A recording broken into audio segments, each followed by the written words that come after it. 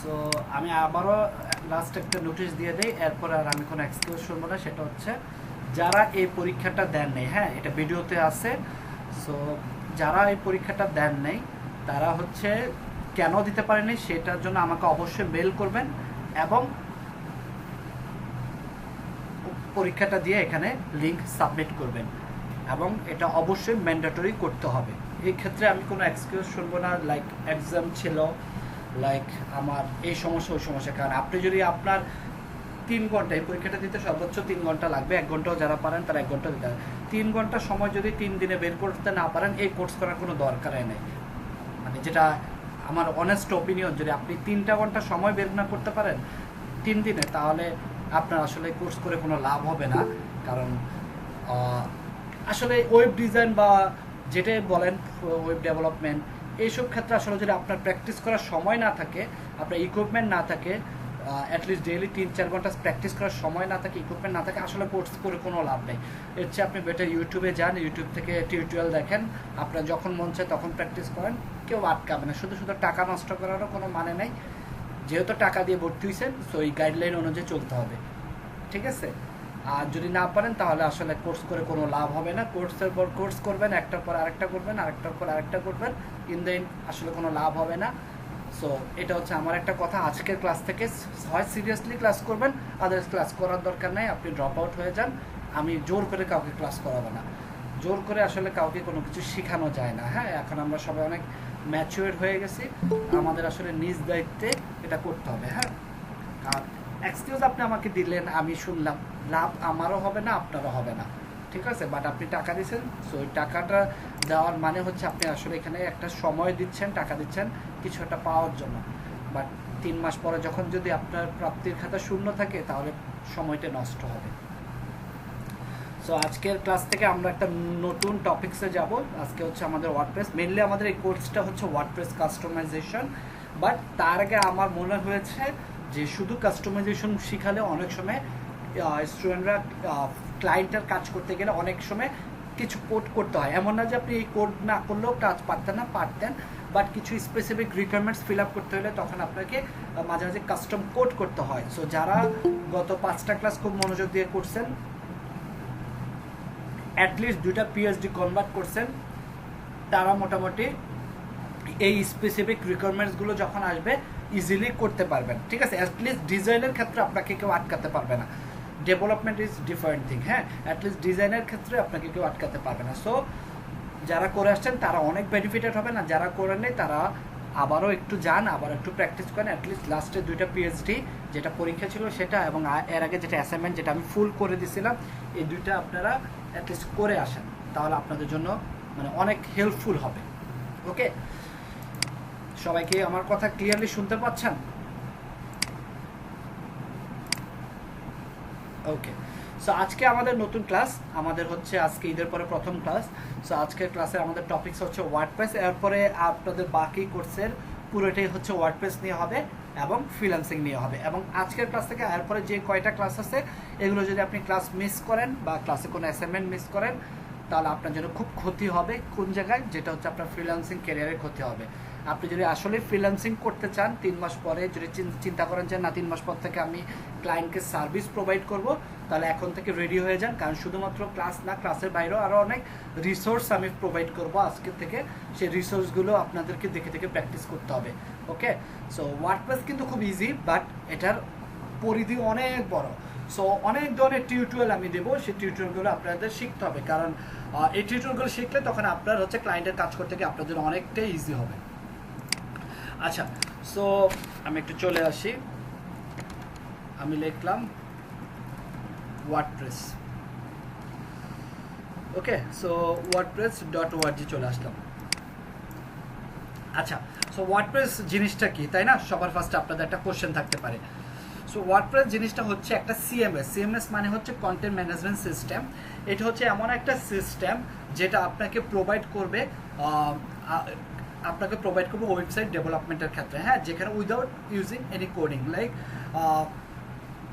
আমরা যদি আমাদের মোবাইল ফোনের কথা চিন্তা করি, মোবাইল ফোনে লাইক বিভিন্ন অপারেটিং সিস্টেম থাকে, অ্যান্ড্রয়েড, ওএস। সো এই অপারেটিং সিস্টেমগুলোর মাধ্যমে হচ্ছে আমরা কি করি, আমরা আমাদের মোবাইলে যদি কোনো ডিজাইন চেঞ্জ করতে চাই, আমরা থিম সুইচ করি, কোনো নতুন নতুন ফাংশনালিটি অ্যাড করতে চাইলে আমরা অ্যাপস ইনস্টল করি, তাই না? ঠিক সেমভাবে আমরা আইওএসের ক্ষেত্রে সেম জিনিসটা করি। এই ক্ষেত্রে কিন্তু আমাদেরকে অ্যাপ ডেভেলপারও হইতে হয় না বা ইউআই ডিজাইনারও হতে হয় না, তাই না? সো জিনিসগুলো আমাদের একটা প্ল্যাটফর্ম সাজানোই আছে, আমরা জাস্ট হচ্ছে প্রোডাক্টগুলো ইউজ করে আমরা কাজ করতে পারি। সো ওয়ার্ডপ্রেস হচ্ছে এরকম একটা কন্টেন্ট ম্যানেজমেন্ট সিস্টেম যেটা তৈরি করা হয়েছে পিএইচপির মাধ্যমে তৈরি করা, এবং ডাটাবেস হিসেবে ইউজ করা হয়েছে মারিয়া ডাটাবেস, আগে যেটা মাইস্কুল ছিল। আর এটার হচ্ছে একটা ড্যাশবোর্ড থাকবে, ড্যাশবোর্ডের মধ্যে অ্যাডমিন প্যানেল থাকবে, যেখান থেকে গিয়ে আপনি আপনার ওয়েবসাইটের কন্টেন্টগুলো চেঞ্জ করতে পারবেন, কোনো প্রকার কোডে হাত দিতে হবে না।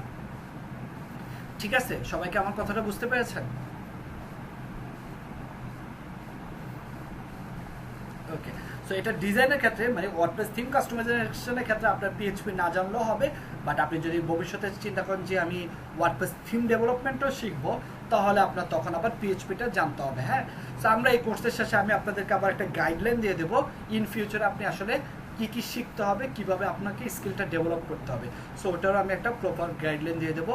ওকে, সো আমরা ওয়ার্ডপ্রেসে কাজ করার জন্য ওয়ার্ডপ্রেসে দুইটা জিনিস আছে, একটা হচ্ছে wordpress.org আর একটা হচ্ছে wordpress.com। সো আমরা যদি আরেকটা যাই, এটা হচ্ছে এই যে এটা হচ্ছে wordpress.com, এটা হচ্ছে wordpress.com আর এটা হচ্ছে wordpress.org। সো এই দুটোর মধ্যে পার্থক্যটা হচ্ছে ওয়ার্ডপ্রেস হচ্ছে একটা ওপেন সোর্স। সো আপনি যখন wordpress.com ইউজ করবেন তখন হচ্ছে আপনাকে ওয়ার্ডপ্রেসের হোস্টিংয়ে আপনার ওয়েবসাইটটা লাইভ করতে হবে, মানে আপনি নিজের হোস্টিং ইউজ করতে পারবেন না।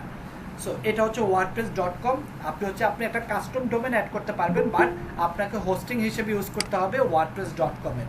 আর যখন আপনি wordpress.org ইউজ করবেন তখন হচ্ছে আপনি আপনার নিজের হোস্টিংয়ে এই wordpress.org ফাইলটা ডাউনলোড করে নিজের হোস্টিংয়ে ইউজ করতে পারবেন। wordpress.orgটা হচ্ছে ওপেন সোর্সের ক্ষেত্রে ইউজ করা হয়। সো ক্লিয়ার wordpress.com এবং wordpress.org এর মধ্যে ডিফারেন্সটা?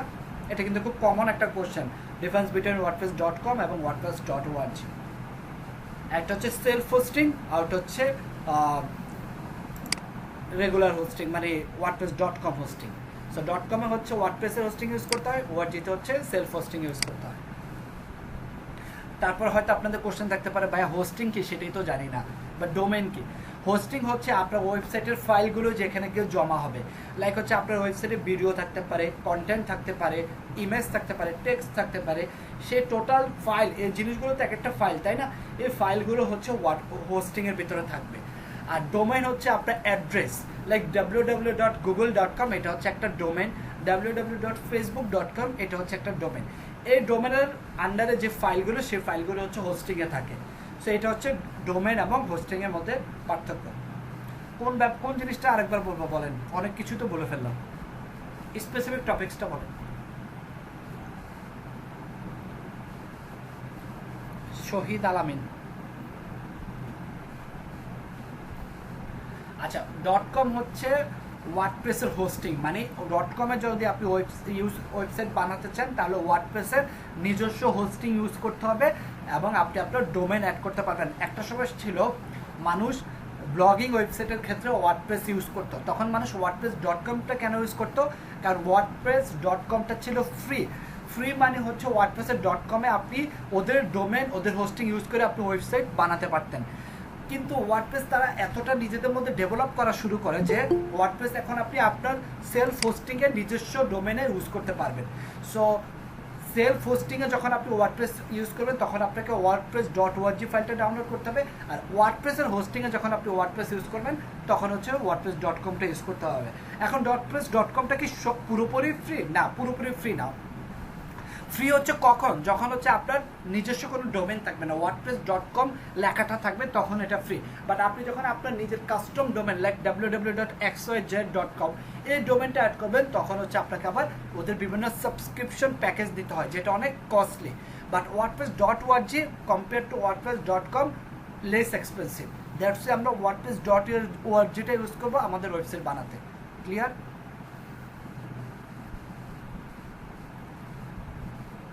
ওকে, আচ্ছা। সো একটা জিনিস দেখেন, আমরা কিন্তু আগে যে ওয়েবসাইটগুলো বানাইছিলাম মানে গত কয়েক ক্লাসে আমরা যে মানে ওয়েব ডিজাইন ক্লাসে আমরা যে ওয়েবসাইটগুলো বানাইছিলাম এগুলো সব স্ট্যাটিক ওয়েবসাইট ছিল। স্ট্যাটিক মানে ওয়েবসাইট, একটা ওয়েবসাইট থাকবে, ওয়েবসাইটের কোনো ডাইনামিক হবে না। লাইক হচ্ছে ওয়েবসাইটের ফর্ম থাকলেও সেই ফর্মটা জাস্ট স্ট্যাটিক থাকবে, এখানে কোনো ডাটাবেজের সাথে কানেকশন থাকবে না, বা আমার ডাটাবেজে কোনো ডাটা যাবে না। এই ধরনের ওয়েবসাইটগুলোকে বলা হয় স্ট্যাটিক, বা ওয়েবসাইটে কোনো ফাংশনালিটি থাকবে না। যখনই ওয়েবসাইটটা ফাংশনাল হয়ে যাবে তখন সেটাকে বলা হবে ডাইনামিক ওয়েবসাইট। জিনিসটা কি ক্লিয়ার? স্ট্যাটিক এবং ডাইনামিকের মধ্যে ডিফারেন্স। ওকে, আজকে থেকে আমরা যে ওয়েবসাইটগুলো বানাবো এগুলো প্রত্যেকটা ডাইনামিক ওয়েবসাইট হবে, কারণ ওয়ার্ডপ্রেসের মাধ্যমে আপনি একটা ফুল ওয়েবসাইট, ডাইনামিক ওয়েবসাইট বানাতে পারবেন, যেখানে ডাটাবেজের সাথে ডাটা রিসিভ করা যাবে, ডাটা পাঠানো যাবে। ওয়ার্ডপ্রেসের মাধ্যমে ল্যান্ডিং পেজ বানানো যাবে, বিজনেস ওয়েবসাইট বানানো যাবে। শুধু তাই না, ওয়ার্ডপ্রেসের মাধ্যমে আলিএক্সপ্রেস, amazon.com এর মতো ই কমার্স ওয়েবসাইটও বানানো যাবে, যেগুলো আমরা বানাবো। ক্লিয়ার? এবং প্রত্যেকটা ওয়েবসাইট হবে ফুললি ফাংশনাল।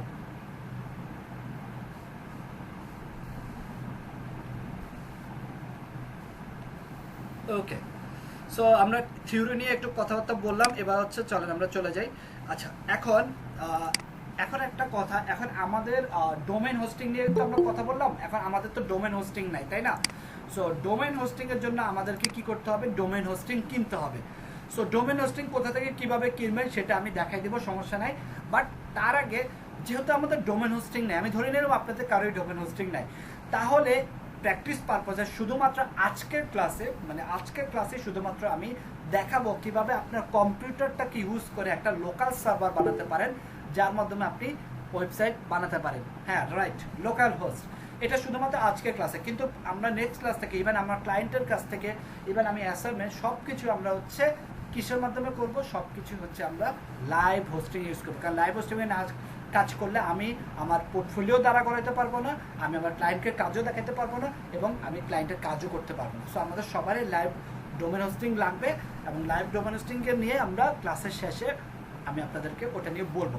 বাট এখন হচ্ছে আমরা কিভাবে আমার কম্পিউটারটাকে একটা লোকাল হোস্ট বানাতে পারি, মানে লোকাল সার্ভার বানায় আমি আমার ওয়ার্ডপ্রেস নিয়ে ওয়েবসাইট বানাতে পারি। সো আমার কম্পিউটারকে লোকাল সার্ভার বানাতে হলে আমাকে কি করতে হবে? আমাকে হচ্ছে অ্যাপস ইনস্টল করতে হবে। কি কি অ্যাপস আছে লোকাল সার্ভার বানানোর জন্য? এক এক ধরনের অ্যাপস পাওয়া যায়, লাইক হচ্ছে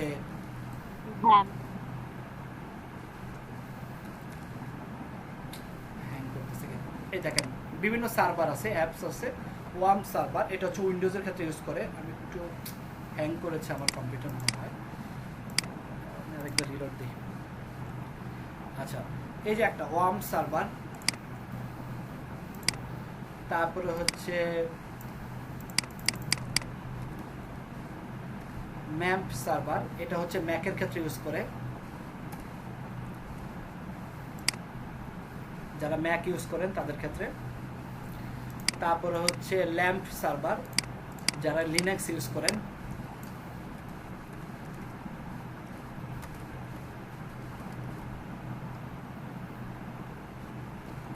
সো তিনটা সার্ভার আমরা দেখলাম, একটা হচ্ছে উইন্ডোজের ক্ষেত্রে WAMP ওয়ার্ম, তারপরে হচ্ছে ম্যাকের ক্ষেত্রে ম্যাম্প, তারপরে হচ্ছে লিনাক্সের ক্ষেত্রে ল্যাম্প। তিনটা সার্ভার। বাট আমি কোনটা ইউজ করবো, তাই না? আমি হচ্ছে আরেকটা সবচেয়ে পপুলার একটা সার্ভার আছে যেটার নাম হচ্ছে জ্যাম্প, এইটা হচ্ছে আমি ইউজ করব। ঠিক আছে, আমি একটু এখানে লিখে দিই, ওয়ার্ম, ল্যাম্প, ম্যাপ। আর আমি যেটা ইউজ করব সেটা হচ্ছে জ্যাম্প। জ্যাম্প হচ্ছে একটা খুবই পপুলার সার্ভার। এটা কেন আমি ইউজ করব?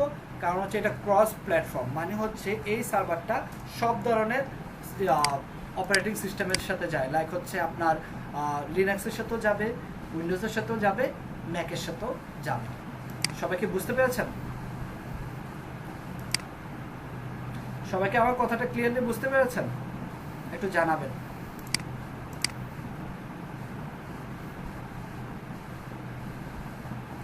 ভাইয়া এখন ক্লিয়ার, আগে একটু কেটে যাচ্ছিল। আচ্ছা, ঠিক আছে, আমি আবারও বলি। উইন্ডোজের ক্ষেত্রে ওয়ার্ম, আমি অলরেডি আপনাদের চ্যাট বক্সে লিখেও দিছি। লিনাক্সের ক্ষেত্রে ল্যাম্প, ম্যাকের ক্ষেত্রে ম্যাপ। আর জ্যাম্প হচ্ছে ক্রস প্ল্যাটফর্ম। জ্যাম্পের এক্স মানে হচ্ছে ক্রস প্ল্যাটফর্ম, আর এ মানে হচ্ছে অ্যাপাচি, এম মানে হচ্ছে ডাটাবেস যেটা হচ্ছে মারিয়া ডাটাবেস, পি মানে হচ্ছে পিএইচপি যেটা হচ্ছে একটা প্রোগ্রামিং ল্যাঙ্গুয়েজ, আর পরের পি মানে হচ্ছে পার্ল যেটা হচ্ছে আরেকটা প্রোগ্রামিং ল্যাঙ্গুয়েজ। এই টোটাল জিনিসগুলো দিয়েই হচ্ছে আমার জ্যাম সার্ভারটা তৈরি করা হয়। জ্যাম সার্ভারটা আমরা হচ্ছে উইন্ডোজ, লিনাক্স, ম্যাক সব ক্ষেত্রেই ইউজ করতে পারবো এবং এটা সবচেয়ে পপুলার একটা পিএইচপি ডেভেলপমেন্ট এনভায়রনমেন্ট। এবার কি ক্লিয়ার?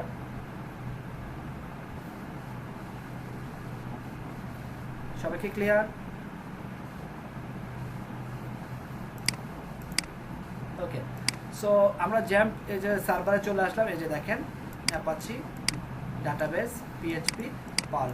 আপনাদের হয়তো এগুলো এত বিস্তারিত জানতে হবে না, বাট যখন ডেভেলপমেন্টে যাবেন তখন হচ্ছে আপনাদের স্ক্রিন শেয়ারে দেখাচ্ছে না, আমার তো ভাইয়া স্ক্রিন হ্যাং হয়ে গেছে কিন্তু আপনার ভাইয়া। কিছু দেখা যাচ্ছে না। সবারই কি সেম অবস্থা? একটু দেখি, স্ক্রিন দেখতে পাচ্ছেন? আচ্ছা আমি তাহলে রিজয়েন করি। স্ক্রিন দেখতে পাচ্ছিলাম, বাট ওই যে জ্যাম্পের ওগুলা কিছু দেখাচ্ছে না। বুঝি নাই কোনটা বলছেন। এখন দেখতে পাচ্ছেন? জ্যাম্পের ওই পেজটা দেখাচ্ছিল না, আপনি যখন এখন দেখতে পাচ্ছেন? এখন আসছে। আচ্ছা আচ্ছা, এটা ল্যাগ করছিল তখন। আচ্ছা এখন দেখেন এই যে হ্যাঁ জ্যাম, হ্যাঁ এখন আসছে। এই যে জ্যাম দেখেন, আপনি উইন্ডোজ, লিনাক্স, ওএস যেটা দরকার সেটা আপনি ডাউনলোড করতে পারবেন, ঠিক আছে? সো আমাদের, আমি ধরে নিলাম আপনাদের ম্যাক্সিমামের উইন্ডোজ, বাট হচ্ছে কারো যদি ম্যাক থাকে তাহলে আপনি ওই যে এটাও নামায় নিতে পারেন, ওএসটাও নামায় নিতে পারেন। সো আমি জ্যাম উইন্ডোজ ক্লিক করলাম।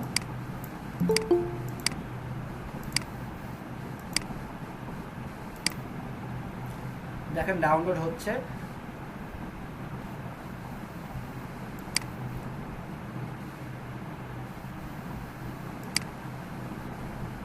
ওকে, আমি আর এটা ডাউনলোড করলাম না কারণ আমার এটা ডাউনলোড করা আছে অলরেডি। হ্যাঁ, আপনার জাস্ট হচ্ছে যে দেখেন ডাউনলোড ক্লিক করলে কিন্তু ডাউনলোড হয়ে যাচ্ছে, তো আমি এটা ক্যান্সেল করে দিলাম। সো পারবেন না ডাউনলোড করতে? পারবেন তো, রাইট? ওকে, একটু রেসপন্স করতে হবে, আদারওয়াইজ বুঝবো না যে আপনারা শুনতে পাচ্ছেন কিনা আমাকে। ভাইয়া আপনার ভয়েস মিস করছে ভাইয়া, সাউন্ড ক্লিয়ার আসতেছে না। মেবি আমার এখানে সবার ক্ষেত্রে কি না? না জি ভাই, আমারও সেম। ভাই আপনার সাউন্ড কেটে কেটে আসতেছে। আমি আবার রিজয়েন করছি। আচ্ছা আমরা জ্যাম্পে চলে আসলাম, এখানে এসে আমরা ডাউনলোড করলাম, ঠিক আছে? আমার যেটা লাগবে উইন্ডোজ, লিনাক্স অথবা ওএস যেটা হবে আমি জাস্ট সিলেক্ট করব, সিলেক্ট করলে এটা ডাউনলোড হয়ে যাবে। ওকে, থ্যাংক ইউ। এখন দেখতে পাচ্ছেন? ওকে, জি ভাই, সো লোড হচ্ছে। জ্যাম ডাউনলোড করতে পারবেন তো সবাই, রাইট? ওকে, আচ্ছা যাদের আছে তাদের তো আছে, বাট যাদের নাই জাস্ট হচ্ছে আপনি যাবেন, যেটা লাগবে উইন্ডোজ লাগলে উইন্ডোজ সিলেক্ট করবেন, স্টার্ট ডাউনলোড দিবেন, ডাউনলোড হয়ে যাবে। ওকে, ডাউনলোড করার পর আই হোপ আপনারা ইনস্টল করতে পারবেন। জাস্ট মেক শিওর করবেন আপনার সি ড্রাইভে যেন ইনস্টল হয়। আপনি অন্য ড্রাইভেও ইনস্টল করতে পারেন, কোনো প্রবলেম নাই, বাট যে ড্রাইভে ইনস্টল করেন সেটা জাস্ট মাথায় রাখবেন যে কোন ড্রাইভে করেছেন। হ্যাঁ, সো আমরা জ্যাম্প ডাউনলোড করলাম, জ্যাম্প ইনস্টল করলাম। এবার আমাদের আরেকটা কাজ করতে হবে, সেটা হচ্ছে আমাদের এই ওয়ার্ডপ্রেসে এসে আমাদেরকে ওয়ার্ডপ্রেসের ফাইলটা ডাউনলোড করতে হবে। ওয়ার্ডপ্রেসের এখন কারেন্ট ভার্সন চলতেছে দেখেন 5.7.2। সো আমরা 5.7.2 এটাকে ডাউনলোড করি। ডাউনলোড ওয়ার্ডপ্রেস, অনেকদিন পরে ওয়ার্ডপ্রেস আবার কাজ শুরু করলাম।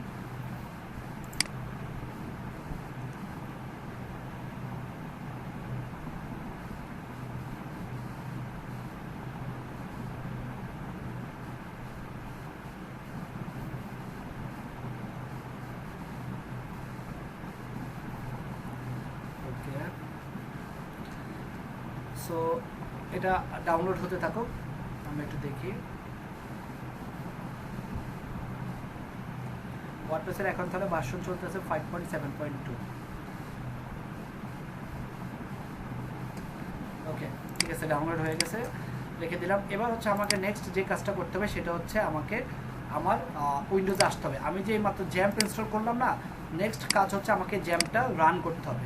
সো রান করার জন্য আমাকে চলে যেতে হবে জ্যাম, এখান থেকে জ্যাম কন্ট্রোল প্যানেল বা সি প্যানেল বলা হয় এটাকে। ওকে, চলে আসছে জ্যাম কন্ট্রোল প্যানেল। এবার হচ্ছে আমি একটু অপেক্ষা করি, আগে থেকে রান করা ছিল না।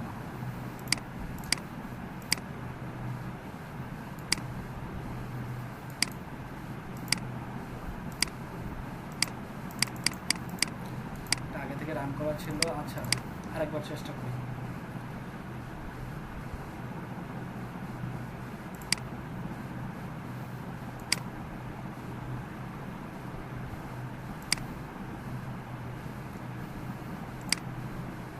ওকে চলে আসছে।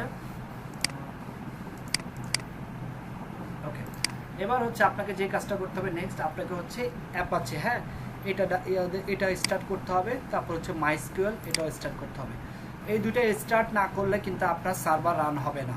সবাইকে ক্লিয়ার বুঝতে পারছেন?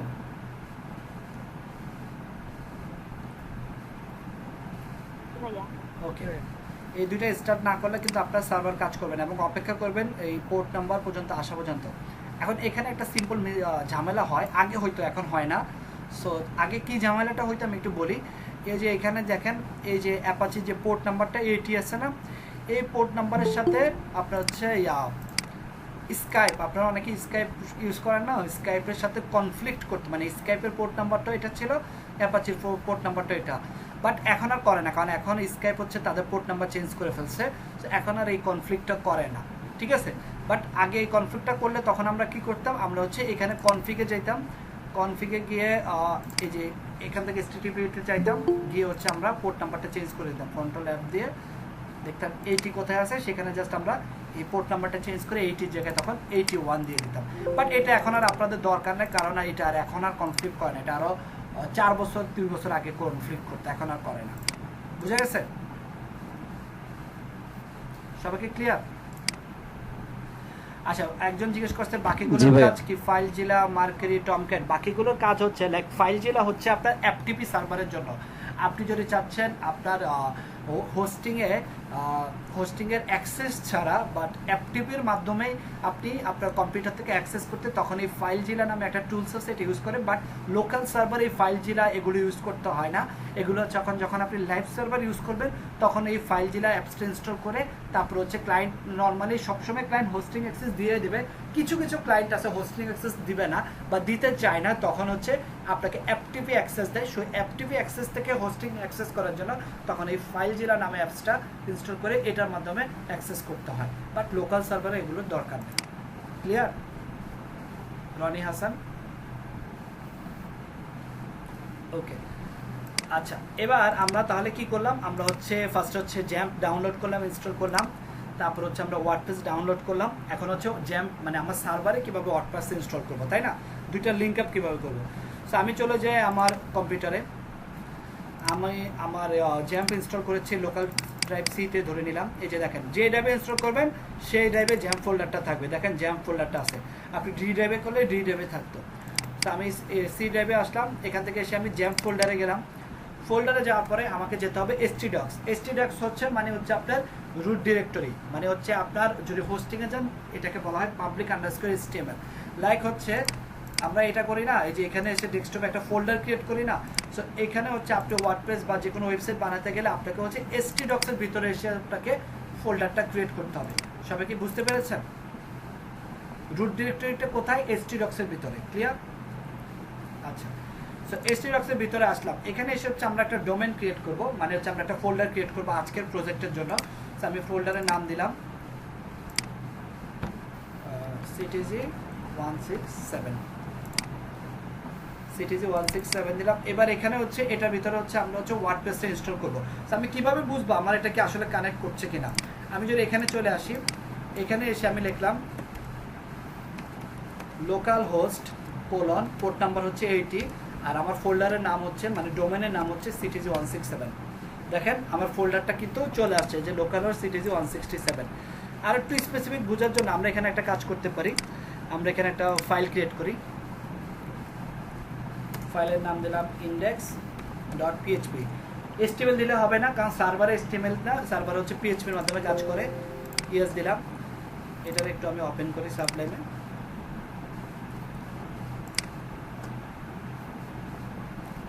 ওপেন,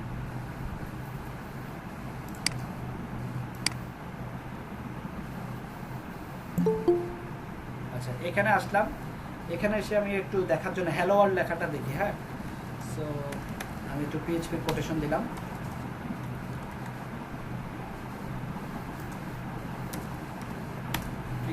কি বললাম এটা বোঝার দরকার নেই। এবার এখানে রিলোড দিই, দেখেন হ্যালো ওয়ার্ল্ড লেখাটা কিন্তু চলে আসছে। তার মানে আমি বুঝতে পারলাম আমি কি করলাম, আমি হচ্ছে আমার সার্ভারে আসলাম, জ্যাম্পে গেলাম, এখানে htdocs-এর ভিতরে গেলাম, এখানে হচ্ছে একটা ডোমেন ক্রিয়েট করলাম, ডোমেনের নাম হচ্ছে cdj167।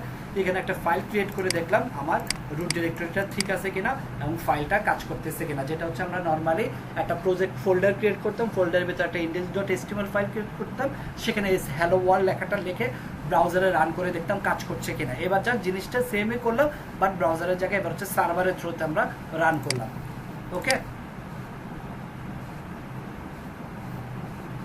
ক্লিয়ার নাকি ক্লিয়ার না?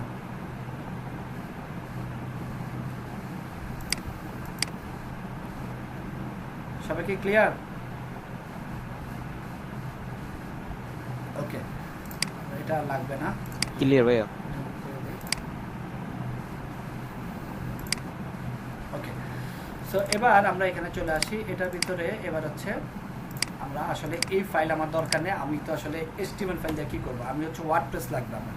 তো ওয়ার্ডপ্রেসের ফাইলটা নিয়ে আসি, ওপেন ফোল্ডারে গেলাম, খুব মনোযোগ দিয়ে দেখেন, ওয়ার্ডপ্রেস ফাইলটা কপি করে নিয়ে আসলাম, এখানে এসে রাখলাম। এবার ফাইলটা আমরা জিপ আছে এটাকে আনজিপ করব, এক্সট্রাক্ট করলাম, একটু অপেক্ষা করি।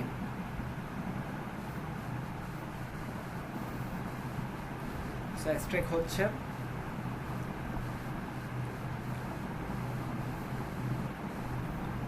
আমি ওয়ার্ডপ্রেসের আপডেট ভার্সন নিয়ে এখনো কাজ করিনি, লাস্ট 5.6 নিয়ে মনে করি। আচ্ছা, এটার ভিতরে যে ফাইলগুলো আছে এটাকে আমরা কাট করি, কাট করে রুট ডিরেক্টরিতে নিয়ে আসি। আনার পরে এই ওয়ার্ডপ্রেস আর এই ওয়ার্ডপ্রেস এই দুইটা আমার আর দরকার নেই, কারণ কেন, কারণ এটার ভিতরে কোনো ফাইল নেই আর এটা তো জিপ ফাইল, সেগুলোর আর আমার দরকার নাই, রিমুভ করে দিই। সো যা ফাইল আছে সব এখন আমার কিসে, রুট ডিরেক্টরিতে আছে না? সব কি আমার রুট ডিরেক্টরিতে আছে?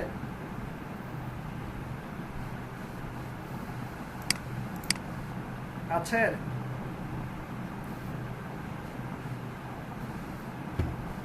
রেসপন্স না করলে আমার ফরওয়ার্ড করা খুব ডিফিকাল্ট হবে, একটু রেসপন্স করেন। জি ভাইয়া। ওকে, এবার দেখেন আমি রিলোড দেই,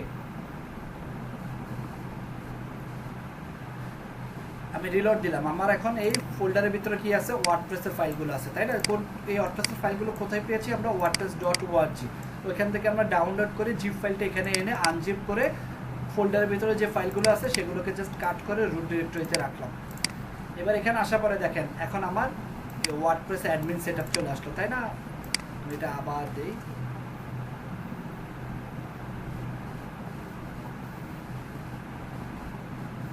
দেখেন আমার অ্যাডমিন সেটআপ চলে আসছে। এখানে আসার পরে আমাকে কি বলছে, ওয়েলকাম টু ওয়ার্ডপ্রেস। শুরু করার আগে আমাকে কি বলছে, আমার ডাটাবেসে এই ফাইলগুলো ক্রিয়েট করতে হবে। হ্যাঁ, এই ফাইলগুলো কি কি, একটা ডাটাবেসের নাম লাগবে, একটা ইউজার নাম লাগবে, একটা পাসওয়ার্ড লাগবে, একটা ডাটাবেস হোস্ট লাগবে, একটা টেবিল প্রিফিক্স লাগবে।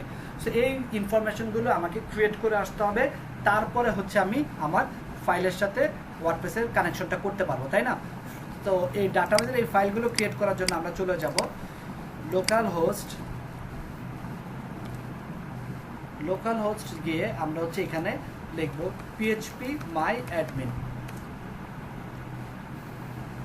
এখান থেকেও যেতে পারেন, অথবা এই যে এখানে এসে মাইস্কুলে এসে এখানে অ্যাডমিনে ক্লিক করেন তাহলে হবে, তাহলে সে অটোমেটিক আপনাকে এই local host php my admin এই লিঙ্কে নিয়ে যাবে।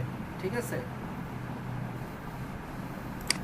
এই যে দেখেন এখান থেকে যে অ্যাডমিনে ক্লিক করেন, দেখেন অটোমেটিক চলে আসছে, অথবা আপনি direct local host php my admin লিখলেও হবে। ওকে, সো দুইভাবে আমি আসতে পারবো, ঠিক আছে? ওকে, আপনাদেরকে বলছিলাম 7টা মানে 7টা, লেট করবেন না, 10-15 মিনিট পরে লেট করলে কিন্তু আর অ্যাপ্রুভাল দিব না। আচ্ছা, এবার হচ্ছে আমরা এখানে আসলাম, আসার পরে এখন আমার কি করতে হবে, আমাকে হচ্ছে ডাটাবেস ক্রিয়েট করতে হবে, তাই না? এই যে এখানে বলছে যে ডাটাবেসের নাম ক্রিয়েট করতে হবে। তো আসেন আমরা এখানে নিউতে গেলাম, এখানে আমরা একটা ডাটাবেসের নাম দেই, নাম দিলাম সিটিজি 167। এটা জাস্ট একটা নাম দেওয়ার জন্য আপনি যে কোনো নাম দিতে পারেন, লাইক হচ্ছে র্যান্ডম ডাটাবেস বা যা মন চায় তাই দিতে পারেন, কোনো সমস্যা নেই। সিটিজি 167 এটাই রাখলাম আমরা ডাটাবেসের নাম। আর এখানে এসে হচ্ছে আমাকে একটা মেটা ট্যাগ দিতে হবে। আমরা যেটা হচ্ছে ওই কার্সেট UTF-8 দেই না, যেটা কেন, যেটা হচ্ছে আমার ল্যাঙ্গুয়েজের ইউনিকোডের জন্য, এখানেও সেম আমাকে UTF-8টা দিতে হবে। সো এখানে UTF-8টা একটু ডিফারেন্ট, এটা হচ্ছে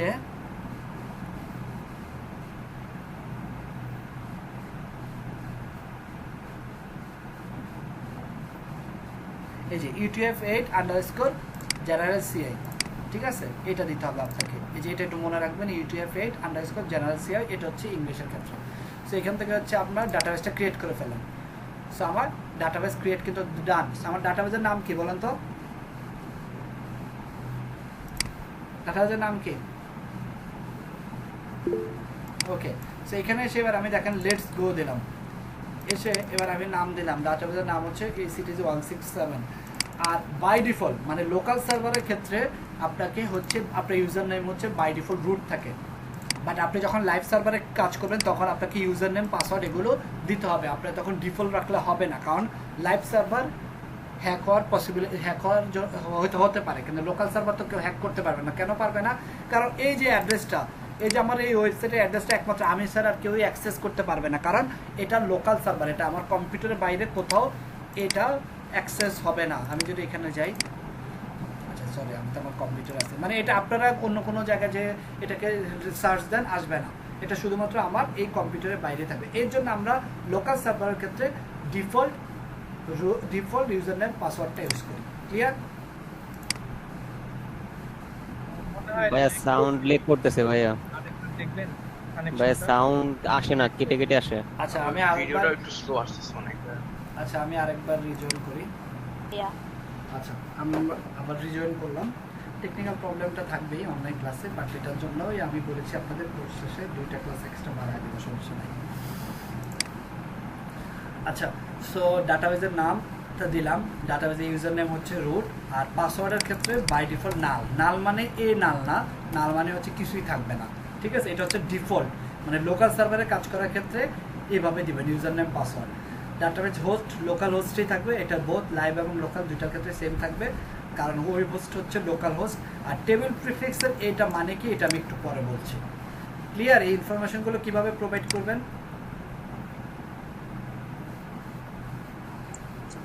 ভাইয়া পাসওয়ার্ড অপশনটা কি খালি থাকবে? হ্যাঁ খালি, কারণ আপনার কম্পিউটারের সার্ভারে কেউ পাবে না, কারণ আপনার এই অ্যাড্রেসে তো কেউ ঢুকতে পারবে না। সো এটা ডিফল্ট হিসাবে নাল এবং ইউজার নেম রুট থাকে, বাট আমি আবার যখন লাইভ সার্ভারে ওয়ার্ডপ্রেস ইনস্টল করবো তখন ডেফিনেটলি আমাকে ইউজার নেম পাসওয়ার্ড এগুলো দিয়ে নিতে হবে এবং স্ট্রং ইউজার নেম পাসওয়ার্ড দিতে হবে।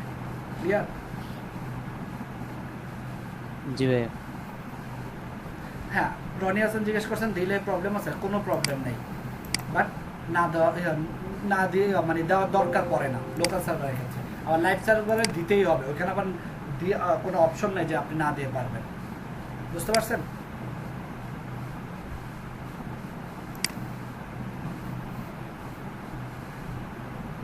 ভাইয়া ভিডিও কি অন আছে, রেকর্ডিং কি অন আছে? হ্যাঁ, এটা যে এখানে দেখলে আপনারা বুঝবেন যে এটা একটা সাইন আসছে। ওকে, সো আমরা তাহলে ওয়ার্ডপ্রেস ইনস্টল করি। এই যে দেখেন আমার সব ইনফরমেশন ঠিক আছে, তাই না? এখন যে দেখেন আমার সব ইনফরমেশন ঠিক আছে, কিন্তু আমি যদি এখানে একটা ভুল ইনফরমেশন দিই, সাপোজ ডাটাবেসের নামটা ভুল দিই, দেখেন সাবমিট দিই, লিখবে কান্ট সিলেক্ট ডাটাবেস, কারণ এই নামে আমার কোনো ডাটাবেস নাই, ঠিক আছে? তাহলে আপনারা এই ভুলগুলো হয়তো আপনারা করবেন, আই নো ইনিশিয়ালি আপনারা করবেন, ইনফরমেশন ভুল দিলে তখন এই জিনিসটা আসবে।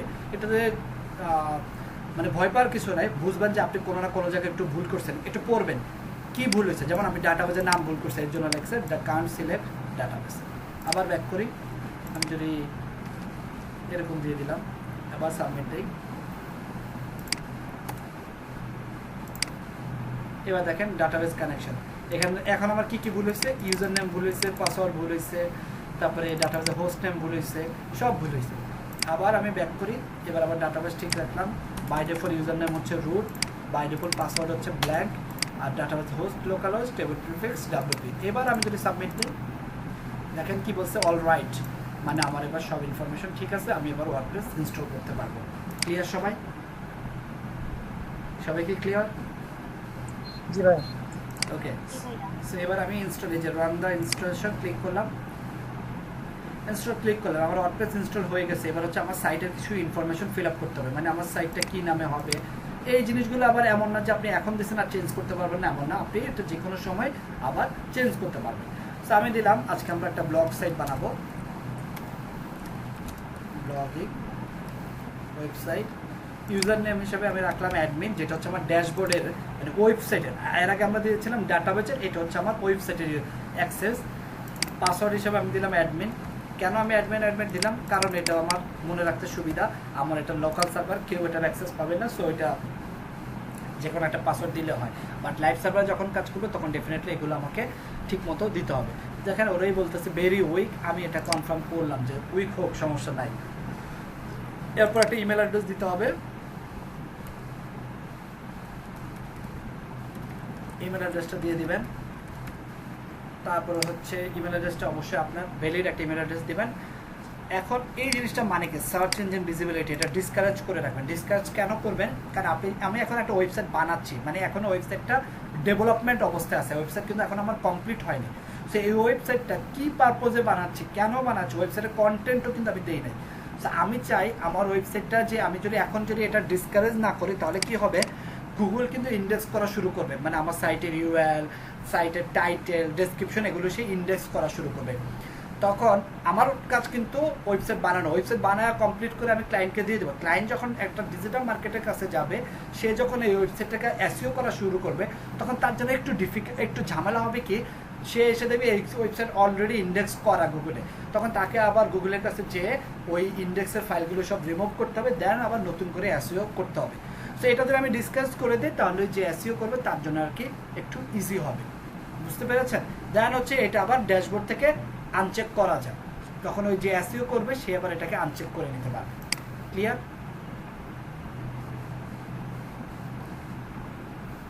জি ভাইয়া ক্লিয়ার। আচ্ছা, রনি হোসেন বলছেন মাই স্কুলের ডাটাবেসের সাথে ওয়ার্ডপ্রেসের নাম, আপনি কোনটা বলছেন আমি ঠিক জানি না। আপনি যদি বলেন যে এইখানে যে ডাটাবেসটা নিয়েছেন, ওয়ার্ডপ্রেস ইনস্টল করার সময় আপনাকে যে ডাটাবেসের নামটা চাচ্ছেন সেটা অবশ্যই সেম হতে হবে, কোনো স্পেলিং মিস্টেক করা যাবে না, কোনো ক্যারেক্টার, এবং এটা character case sensitive, lower case upper case এগুলো সব সেম রাখতে হবে। ক্লিয়ার রনি হাসান?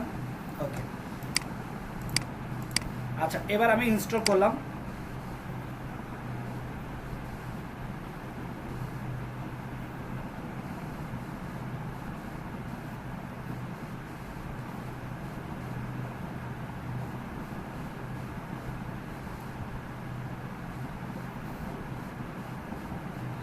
ওকে, আমার এটা হয়ে গেছে ইনস্টল।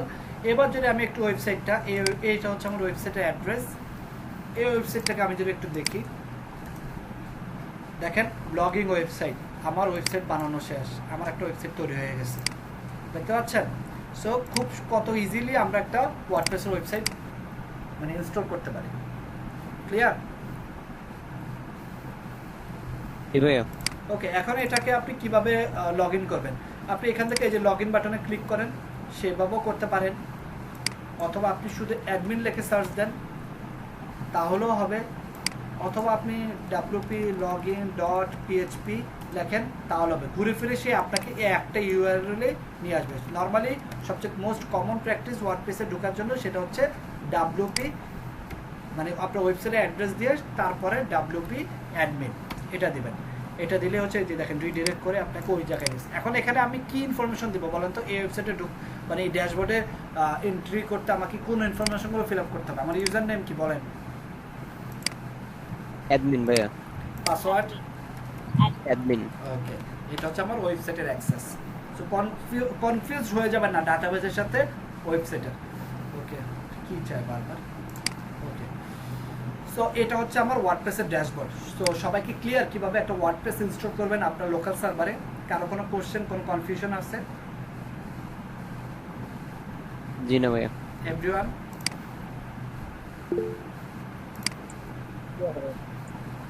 ওকে, আচ্ছা, এখন হচ্ছে আমরা এই হচ্ছে আমাদের এটা হচ্ছে একটা ড্যাশবোর্ড, তাই না? আমরা এখন এই ড্যাশবোর্ডটা সম্পর্কে জানবো। আজকে হচ্ছে আমাদের ওয়ার্ডপ্রেসের একবারে বেসিক মানে ইন্ট্রো ক্লাস।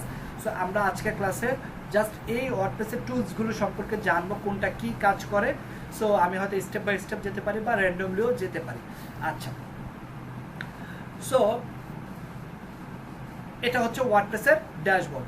এখানে দেখেন ওয়েলকাম টু ওয়ার্ডপ্রেস, তারপর ওয়ার্ডপ্রেসের কিছু ইনফরমেশন, ড্রাফট, নিউজ, অনেক কিছু আছে। সো এটাকে কিভাবে কন্ট্রোল করবেন, এই যে স্ক্রিন অপশনে যাবেন, আপনি চাচ্ছেন সব আনচেক করে দেন, শুধু ওয়েলকামটা থাকবে, দেখেন শুধু ওয়েলকামটা আছে।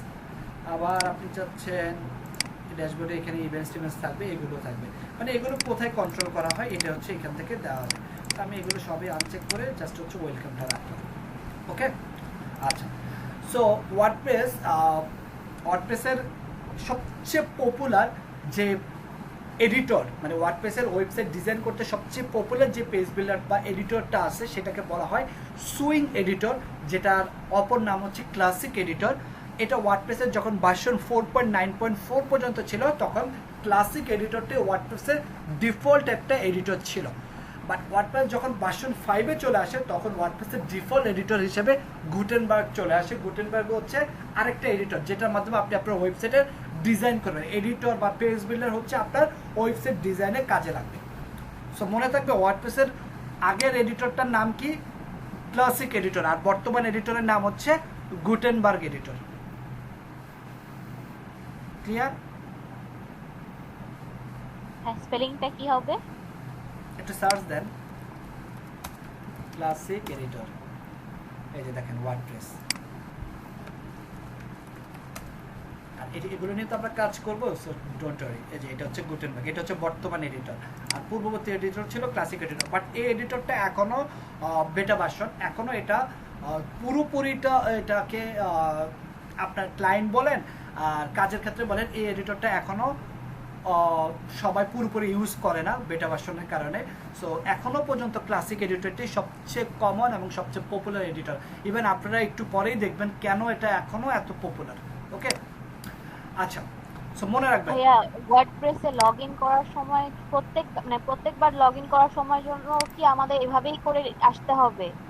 ডেটাবেজে করে তারপর লগইনটা করতে না হবে? না, আপনি তো ওয়ার্ডপ্রেস ইনস্টল করে ফেলছেন, মানে আপনার ওয়ার্ডপ্রেস ইনস্টলেশন ডান। প্রতিবার তো আপনাকে এই ওয়েবসাইটের ক্ষেত্রে তার ইনস্টল করতে হবে না, ওয়ার্ডপ্রেস ইনস্টল ডান। এখন জাস্ট হচ্ছে আপনাকে ড্যাশবোর্ডে ঢুকে কাজ করতে হবে। আপনি জাস্ট হচ্ছে আপনার ওয়েবসাইটের নাম দিবেন, অ্যাডমিন অ্যাক্সেস দিবেন, ঢুকে কাজ করা শুরু করবেন।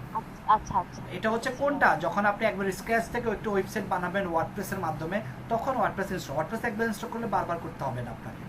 আচ্ছা আচ্ছা, ঠিক আছে। ওকে, সো দেখেন এখানে কি আছে। ফার্স্ট হচ্ছে হোম, তারপর হচ্ছে আপডেট অপশনটার কাজ কি? আপডেট অপশনটার কাজ হচ্ছে লাইক হচ্ছে আপনার মনে করেন আপনি অ্যান্ড্রয়েড ইউজ করেন, তাই না? অ্যান্ড্রয়েডের বিভিন্ন ভার্সন আসছে। এখন অ্যান্ড্রয়েডের বর্তমানে কততম ভার্সন চলতেছে? 11.3 মনে হয়, তাই না?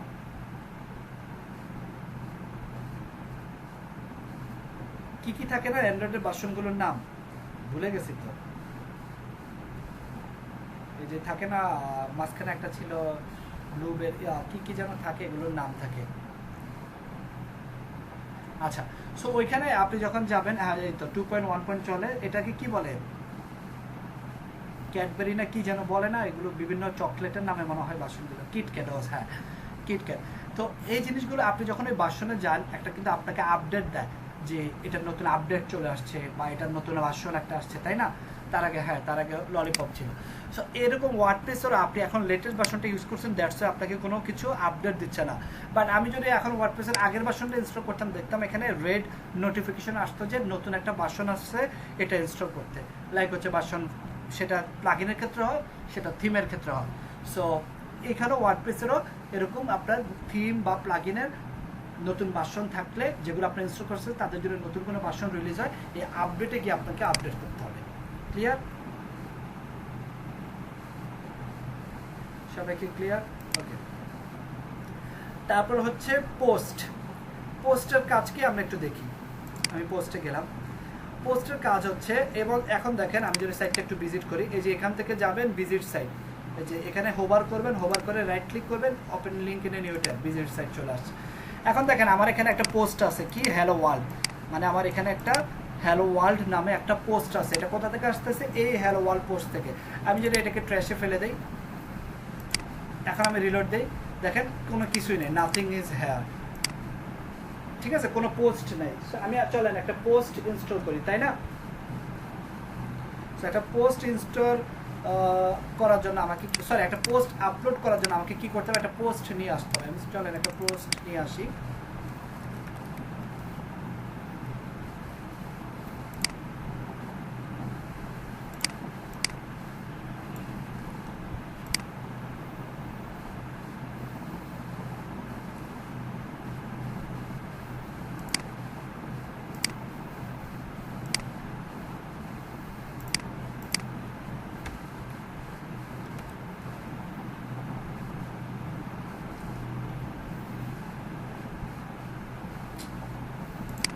ওকে, সো আমরা নিয়ে আসলাম একটা পোস্ট আমরা ওপেন করি।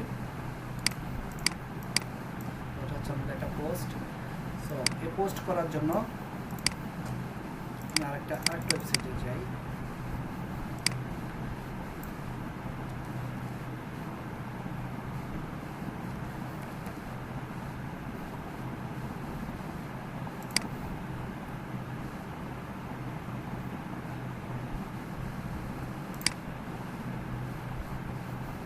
আচ্ছা, এই যে দেখেন, এই প্রথম হলো আমরা একটা এটা হচ্ছে মনে করেন একটা ওয়েবসাইট। হ্যাঁ, এই ওয়েবসাইটে দেখেন আমি বিভিন্ন ক্যাটাগরিতে যেতে পারি। যেমন আমি খেলাতে যখন গেলাম তখন দেখেন খেলা রিলেটেড পোস্টগুলো দেখাচ্ছে।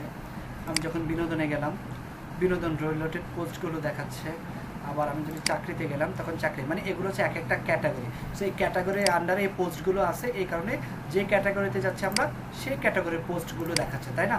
সো আমরা চাচ্ছি এরকম একটা করব, আমরা চাচ্ছি এরকম একটা ক্যাটাগরি থাকবে, সেই ক্যাটাগরির আন্ডারে আমার পোস্ট আমি আপলোড করবো। সো এটার জন্য আমাকে ফার্স্টে হচ্ছে ক্যাটাগরিজে চলে যেতে হবে।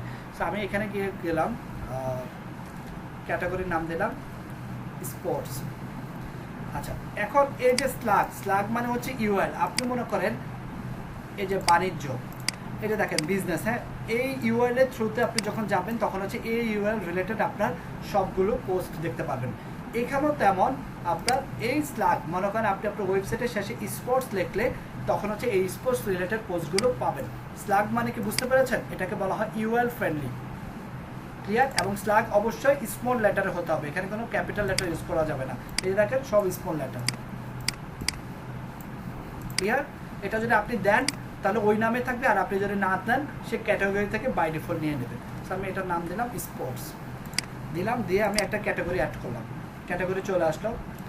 এবার এই ক্যাটাগরির আন্ডারে আমি আরেকটা সাব ক্যাটাগরি করবো, ক্রিকেট। এটাকে আমি স্পোর্টসের আন্ডারে রাখলাম। তাহলে দেখেন যে ক্রিকেটের আগে একটা ড্যাশ চলে আসছে, তার মানে বোঝাচ্ছে যে ক্রিকেটটা হচ্ছে স্পোর্টসের একটা সাব ক্যাটাগরি। তারপর আমি দিলাম ফুটবল, নিউ ক্যাটাগরি। তাহলে আমরা দেখলাম কিভাবে ক্যাটাগরি ক্রিয়েট করা যায়, কিভাবে সাব ক্যাটাগরিও ক্রিয়েট করা যায়। আর দেখেন আমি যেগুলো সাব ক্যাটাগরিটা আবার একটু দেখাবেন ভাইয়া? মনে করেন আমি এই সাব ক্যাটাগরি এটাকে ডিলিট করলাম, আমি চাচ্ছি একটা এই স্পোর্টসের আন্ডারে একটা সাব ক্যাটাগরি করতে। আমি সাব ক্যাটাগরির নাম দিলাম ফুটবল।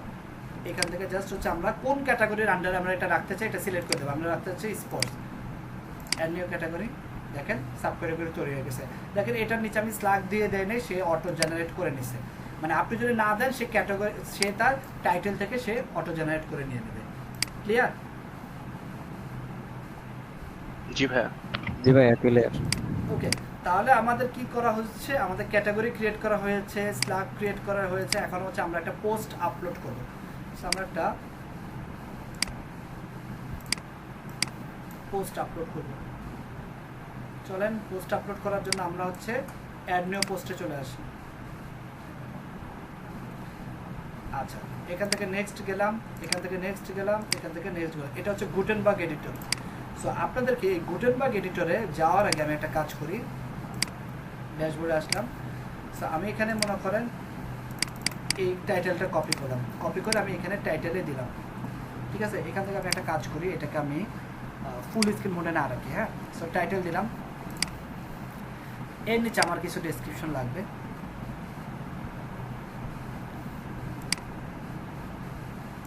কপি করলাম।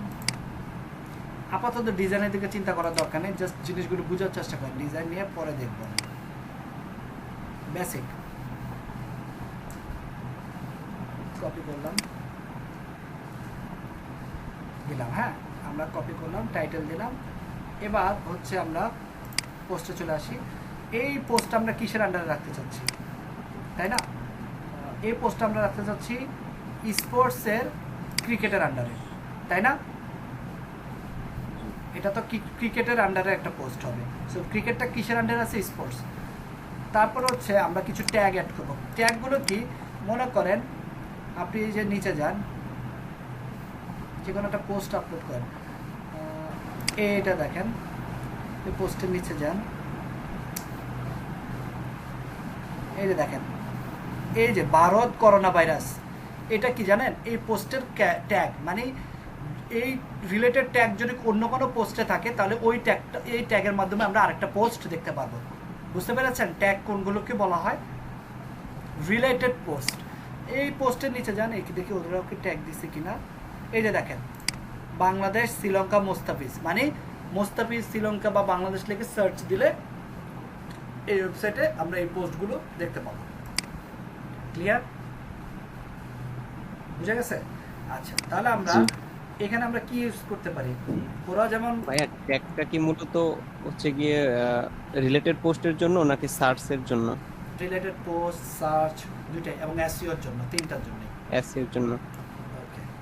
এবং আমি মনে করেন আমার এই পোস্টটা যদি এসইওতে র্যাঙ্ক করে, তখন বাংলাদেশ লিখে সার্চ দিলে এই পোস্টটা দেখা যাবে। আবার আমি আমার ওয়েবসাইটে সার্চ দিলে এই পোস্টটা পাবো। আবার আমি আমার পোস্টের নিচে এই ট্যাগ রিলেটেড পূর্ণ পোস্ট দেখতে চাইলেও দেখতে পাবো। ওকে জি ভাইয়া। ওকে, সো আমি এটা দিলাম বাংলাদেশ। আর কি আছে? মুস্তাফিজ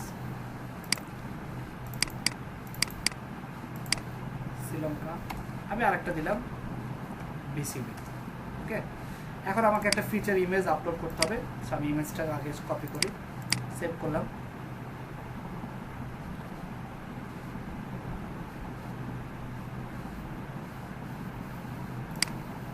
সেভ। এই যে দেখেন কত ইজি ইমেজ আপলোড করা। এখানে আসবেন, ক্লিক করবেন, আপলোড। ফিচার ইমেজ হিসেবে সিলেক্ট করে দিলাম, পাবলিশ করে দিলাম। এখন আমার ওয়েবসাইটে যদি আমি একটু ভিজিট করি, দেখেন আমার পোস্টটা চলে আসছে। এটাকে যদি আমি কন্টিনিউ করি, সম্পূর্ণ পোস্ট চলে আসছে। অনেক ইজি না? কোড করে করতে হলে কত কষ্ট করতে হতো, এখন কি এত কষ্ট করা লাগে? এই যে দেখেন আমার ট্যাগ, এই দেখেন সব এই ট্যাগ চলে ক্যাটাগরিজ আসছে। গুলো কোথায় শো করতেছে? কোনটা? ক্যাটাগরিজ গুলো তো শো করতেছে না। কোন ডাটা? ক্যাটাগরিজ এই যে ও নিচে শো করবে। এটা তো এক এক ওয়েবসাইটের এক এক নিয়ম। আমি তো আচ্ছা আচ্ছা। এই যে দেখেন আমার ক্যাটাগরি চলে আসছে, আমার ট্যাগ চলে আসছে। তারপর হচ্ছে আমি এবারে এই ওয়েবসাইটটা আমি একটু অন্য জায়গায় নিয়েও দেখতে পারি। এখানে রিলোড দিই, এই যে দেখেন সব চলে আসছে আমার। ঠিক আছে, সো অনেক ইজি না? আচ্ছা, এখন দেখেন একটা জিনিস, এই ওয়েবসাইটের কি আছে? এটা হচ্ছে ওয়েবসাইটের অ্যাড্রেস, সাইট ইউআরএল, দেন হচ্ছে ডেট, তারপর হচ্ছে আপনার হচ্ছে একটা টাইম, ইয়ার, মান্থ, ডেট, তারপরে টাইটেল। মানে টাইটেলটা কিন্তু বেশি বড় হয়ে গেছে, তাই না? এখন আমি যদি এই ওয়েবসাইটটা একটু চেক করি, এই ওয়েবসাইটটা চেক করি, দেখেন ওদের কিন্তু মাঝখানে কোনো টাইম নেই, জাস্ট হচ্ছে যদিও ওদের ক্যাটাগরিটা শো করতেছে, বাট ওরা দেখেন এই যে ডাইরেক্ট টাইটেলটা চলে আসছে। বা আমি যদি খেলার একটা যাই, এই দেখেন স্পোর্টস ক্রিকেট টাইটেল। ঠিক আছে, সো আমি চাচ্ছি যে আমারও এরকম দেখাবে, এরকম এই ডেট টাইম এগুলো দেখাবে না, হ্যাঁ ডাইরেক্ট হচ্ছে টাইটেলটা দেখাবে। সো এটা করার জন্য আমাকে কি করতে হবে? খুব ইম্পর্টেন্ট একটা জিনিস, এটা করার জন্য আমাকে একটা ওয়েবসাইটের লিঙ্ক পার্মানেন্ট করে দিতে হবে। এখন এগুলো কি ডাইনামিক ওয়েতে চেঞ্জ হচ্ছে, যখন যে ডেটে আমি পোস্ট করবো সেই ডেটটা দেখাচ্ছে, এটাকে ডাইনামিক বল। আমি ডাইনামিক চাচ্ছি না, আমি চাচ্ছি পার্মানেন্ট। সো আমি বললাম আমার ওয়েবসাইটের পোস্টগুলো এই ফরম্যাটে দেখাবে। ফার্স্ট হচ্ছে অ্যাড্রেস, তারপর হচ্ছে এটা হচ্ছে আমার ওয়েবসাইটের অ্যাড্রেস, তারপর হচ্ছে ডিরেক্ট পোস্টের নাম, ঠিক আছে। সো এটাকে বলা হয় পার্মানেন্ট। পার্মানেন্ট মানে হচ্ছে ওয়েবসাইটের পার্মানেন্ট লিঙ্ক। এবার আমি সেভ করে দিলাম। সেভ করে এবার যদি আমি আমার ওয়েবসাইটে যাই, এবার যদি আমি আবার ওয়েবসাইটে পোস্টটা দেখি, দেখেন এখন কিন্তু সে আমাকে একটা পার্মানেন্ট লিঙ্কে দেখাচ্ছে, তাই না? ক্লিয়ার? ওয়েবসাইটের পার্মানেন্ট কীভাবে সেট করবেন, ক্লিয়ার? জি ভাইয়া। ওকে, জি ভাইয়া। আচ্ছা। সো আমাদের একটা পোস্ট চলে আসছে। এবার আমরা আবার এখানে চলে আসি। আমি এই যে দেখছেন আমি র্যান্ডমলি চলে যাচ্ছি। এখন একটা জিনিস দেখেন, আমরা তো এটাতে গেলাম, এটা একটু রিলোড দিই, ঠিক আছে। এই ওয়েবসাইটের এই এডিটর ইন্টারফেসটা হচ্ছে এটা, হ্যাঁ। এখানে টাইটেল থাকবে, এখানে ইয়া থাকবে, তারপর হচ্ছে এই যে এখান থেকে বোল্ড করা যাবে, ইয়া করা যাবে। এখন আমি চাচ্ছি এটা না, এটা হচ্ছে গুটেনবার্গ। আমি যদি আমাদের আগের এডিটর ওয়ার্ডপ্রেসে যেটা বহুল প্রচলিত পপুলার এডিটর, সেই এডিটরে যদি যাই, আমি প্লাগইনে যাব। প্লাগইন মানে হচ্ছে আমরা যেমন মোবাইলে বিভিন্ন ফাংশনালিটি অ্যাড করার জন্য অ্যাপস ইনস্টল করি, ওয়ার্ডপ্রেসে বিভিন্ন ফাংশনালিটি অ্যাড করার জন্য আমরা প্লাগইন ইউজ করব। আর ডিজাইন চেঞ্জ করার জন্য আমরা হচ্ছে থিম ইউজ করবো। সো আমি একটু প্লাগইনে আসি, অ্যাড নিউতে যাই। দেখেন জিনিসটা কীভাবে আসছে। আমি যদি wordpress.org যেতে যাই,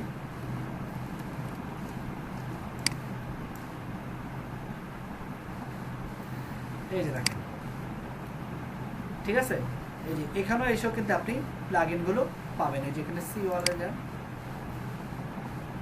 দেখছেন ওয়ার্ডপ্রেসের সব প্লাগইন এখানে আপনাকে শো করতেছে। এখন এই জিনিসটাই তো আপনি ডাউনলোড করে এখানে ইনস্টল করছেন না।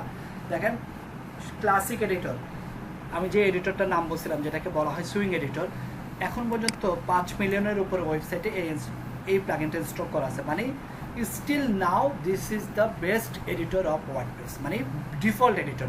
যদিও এই দুটার কোনোটাই আমরা আমাদের প্রজেক্টে ইউজ করবো না, বাট এগুলো হচ্ছে বেসিক এডিটর। আমি যদি এখন এই এডিটরটা ইনস্টল করি, আমরা দেখি কীভাবে একটা প্লাগইন ইনস্টল করা যায়। ইনস্টল ক্লিক করলাম, ফার্স্টে ইনস্টল করতে হবে। আমার এডিটরটা ইনস্টল করছে। ইনস্টল করলে কিন্তু হবে না, ইনস্টল করার পরে এটাকে আবার অ্যাক্টিভেট করতে হবে। এই দেখেন গুটেনবার্গ অ্যাপস অ্যাক্টিভেট করার পরে এবার একটু রিলোড দেন। এখানে এসে দেখেন আপনার ইন্টারফেসটা পুরো চেঞ্জ হয়ে গেছে না? এটাই ছিল হচ্ছে ক্লাসিক এডিটরের ইন্টারফেস। ক্লিয়ার? সবাইকে ক্লিয়ার? জি ভাইয়া। এই যে দেখেন এখান থেকে আপনি এটাকে সেন্টারে আনতে চাচ্ছেন, টাইটেলটাকে। এই যে দেখেন টেক্সট এলাইন সেন্টার, এটাকে আপনি বোল্ড করতে চাচ্ছেন না, দেখেন এটা এখন নর্মাল। তারপরে হচ্ছে আপনি ইটালিক করতে চাচ্ছেন, এই যে দেখেন এই ভিজুয়ালে হচ্ছে আপনাকে শো করবে। আর টেক্সটে গেলে দেখেন প্রত্যেকটা কোড দেখাবে। এই যে পি ট্যাগ, এর ভিতরে দেখেন এই স্টাইল, এই যে ইনলাইন সিএসএস। তারপর টেক্সট রিপোর্টটা হচ্ছে বোল্ড, যেটা আমরা বি ট্যাগ বা ইএম ট্যাগ, বি ট্যাগ বা স্ট্রং ট্যাগ দিয়ে ইউজ করতে পারি। তারপরে এই যে দেখেন ইএম, যেটা আমরা ইটালিক ট্যাগের নাম শুনলাম, এটার ভিতরে হচ্ছে পি ট্যাগ। বুঝতে পেরেছেন? ভিজুয়াল হচ্ছে এটা, এরকম লেখাগুলো আছে, হ্যাঁ। সো এটাকে আমরা আবার আগের অবস্থানে ফেরত নিয়ে আসি।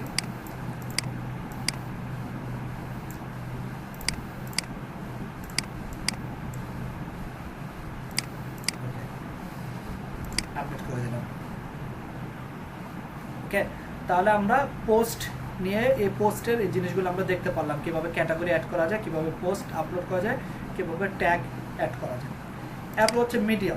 মিডিয়ার কাজ কি? দেখেন আমরা একটা ছবি আপলোড করছি, সেই ছবিটা এখন মিডিয়া লাইব্রেরি থেকে জমা হয়েছে। এখান থেকে আমরা অ্যাড নিউ গিয়ে আবার নতুন ইমেজ আপলোড করতে পারবো। যে কোনো মনে করেন আপনি এখানে একটা ইমেজ আপলোড করবেন, দেখেন ইমেজ আপলোড হয়ে গেছে। সো লাইব্রেরিতে গেলে এখন আপনাকে দুইটা ইমেজ শো করতেছে, তাই না? ওকে, তারপর হচ্ছে পেজ। পেজে গিয়ে আপনি কি করতে পারবেন, একটা জিনিস মনে রাখবেন, ওয়ার্ডপ্রেস বাই ডিফল্ট যখন ইনস্টল করবেন তখন দুইটা পেজ থাকবে, একটা হচ্ছে প্রাইভেসি পলিসি পেজ আর একটা হচ্ছে স্যাম্পল পেজ। বাই ডিফল্ট ওয়ার্ডপ্রেসে তাহলে কয়টা পেজ থাকে? দুইটা। রনি হাসান বলছেন থিমের সাথে, এখন বর্তমানে থিমের সাথে গুটেনবার্গ থাকে, আগে থাকতো এডিটর, ক্লাসিক এডিটর। আচ্ছা, ওয়ার্ডপ্রেস বাই ডিফল্ট ইনস্টল করলে দুইটা পেজ থাকে, একটা হচ্ছে প্রাইভেসি পলিসি আর একটা হচ্ছে স্যাম্পল পেজ। আপনার যদি না লাগে আপনি হচ্ছে দুইটাকে মুভ টু ট্রেস করে দিতে পারেন, বাট আপাতত আমরা রাখলাম, ঠিক আছে। এরপরে হচ্ছে আমি এখানে একটা পেজ যদি আমি অ্যাড করতে চাই, অ্যাড নিউতে যাব, হোম। এবার হচ্ছে এটাকে আমরা পাবলিশ করে দেবো, তাহলে আমার একটা পেজ ক্রিয়েট হয়ে যাবে। এখন এই পেজে আমরা আমাদের অপশনগুলো রাখতে পারবো। এখন একটা জিনিস দেখেন, আমি যখন আমার ওয়ার্ডপ্রেস ওয়েবসাইটে আসলাম, এই জিনিসটাকে এখন একটু ডাইনামিক আছে, মানে আমি এখন আরেকটা কাজ করি, আমি এখানে যদি আবার আরেকটা পোস্ট আপলোড করি, লাইক হচ্ছে একটা পেজের কাজটা কি নতুন আরেকটা পেজ ক্রিয়েট করা? হ্যাঁ আমি একটু দেখাই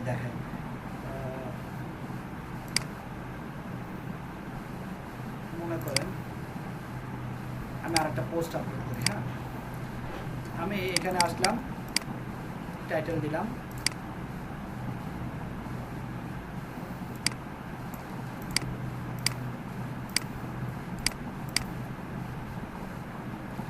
ইমেজটা সেভ করি, একটু টাইম নেবে, সেভ করলাম, আপলোড করলাম। এখানে এটাকে আমি রাখলাম, এটাও আমি রাখলাম ক্রিকেটের আন্ডারে, এখানে রাখলাম এশিয়া কাপ,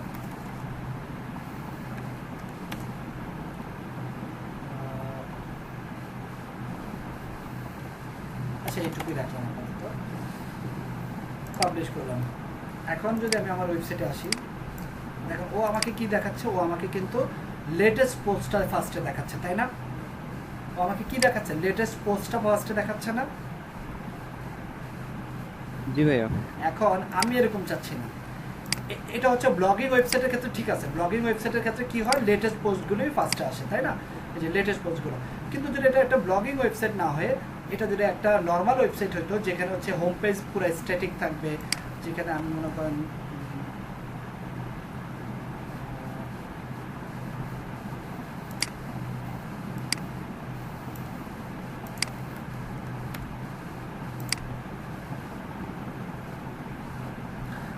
এরকম একটা পেজ থাকবে, ঠিক আছে, যেটা হচ্ছে আপনার স্ট্যাটিক থাকবে, এখানে এই জিনিসগুলো স্ট্যাটিক থাকবে, চেঞ্জ হবে না। হ্যাঁ, তো তখন কিন্তু আমাকে ব্লগিং করে করতে হবে না, তখন আমাকে একটা পেজ ডিজাইন করে করতে হবে, এবং শুধু পেজটা ক্রিয়েট করলে হবে না, আমাকে বলে দিতে হবে এই পেজটা যেন আমার ওয়েবসাইটের শুরুতে থাকে। এটা কিভাবে করব, এই যে সেটিংসে যাব, সেটিংস থেকে রিডিংয়ে যাব, রিডিংয়ে গিয়ে এখন দেখেন ওকে বলছে আমাকে তোমার হোম পেজ কীভাবে ডিসপ্লে হবে। বর্তমানে আমার হোম পেজ আছে লেটেস্ট পোস্ট, মানে যেটাই আমি পোস্ট করবো লেটেস্ট সেটা আমার হোম পেজে ফার্স্টে দেখাবে। কিন্তু আমি যদি বলি যে না স্ট্যাটিক থাকবে, লাইক হচ্ছে আমার হোম পেজটা শুধু শো করবে, সেভ চেঞ্জেস করে দেয়, দেখেন এখন কিন্তু আমার হোম পেজটা দেখাচ্ছে। এটা হোম পেজে কিছু নাই দেখে এরকম, আমরা হোম পেজে কিছু একটা দিয়ে আসি, এডিট পেজে যাই, হোম পেজে কিছু একটা দিয়ে আসি,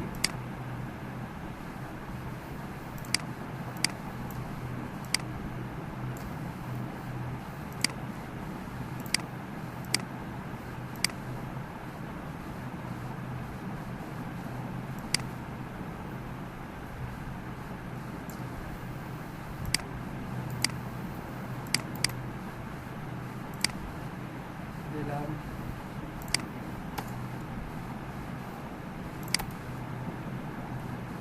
ডিজাইন এখন চিন্তাই করে না, কারণ আমি এখন আপনাদেরকে লেআউট দেখাইনি। সো জাস্ট আমরা হচ্ছে আপডেট করে দিলাম।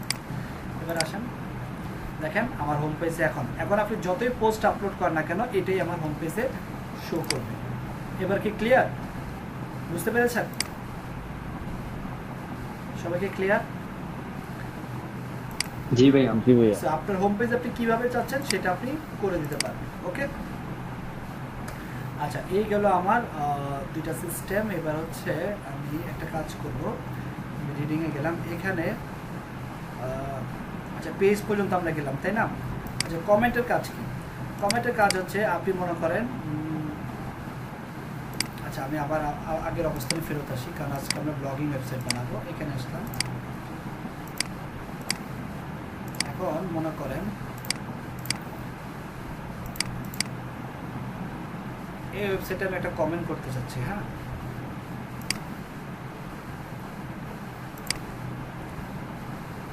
লিখলাম নাইস পোস্ট, এখানে কিছু একটা নাম লিখলাম,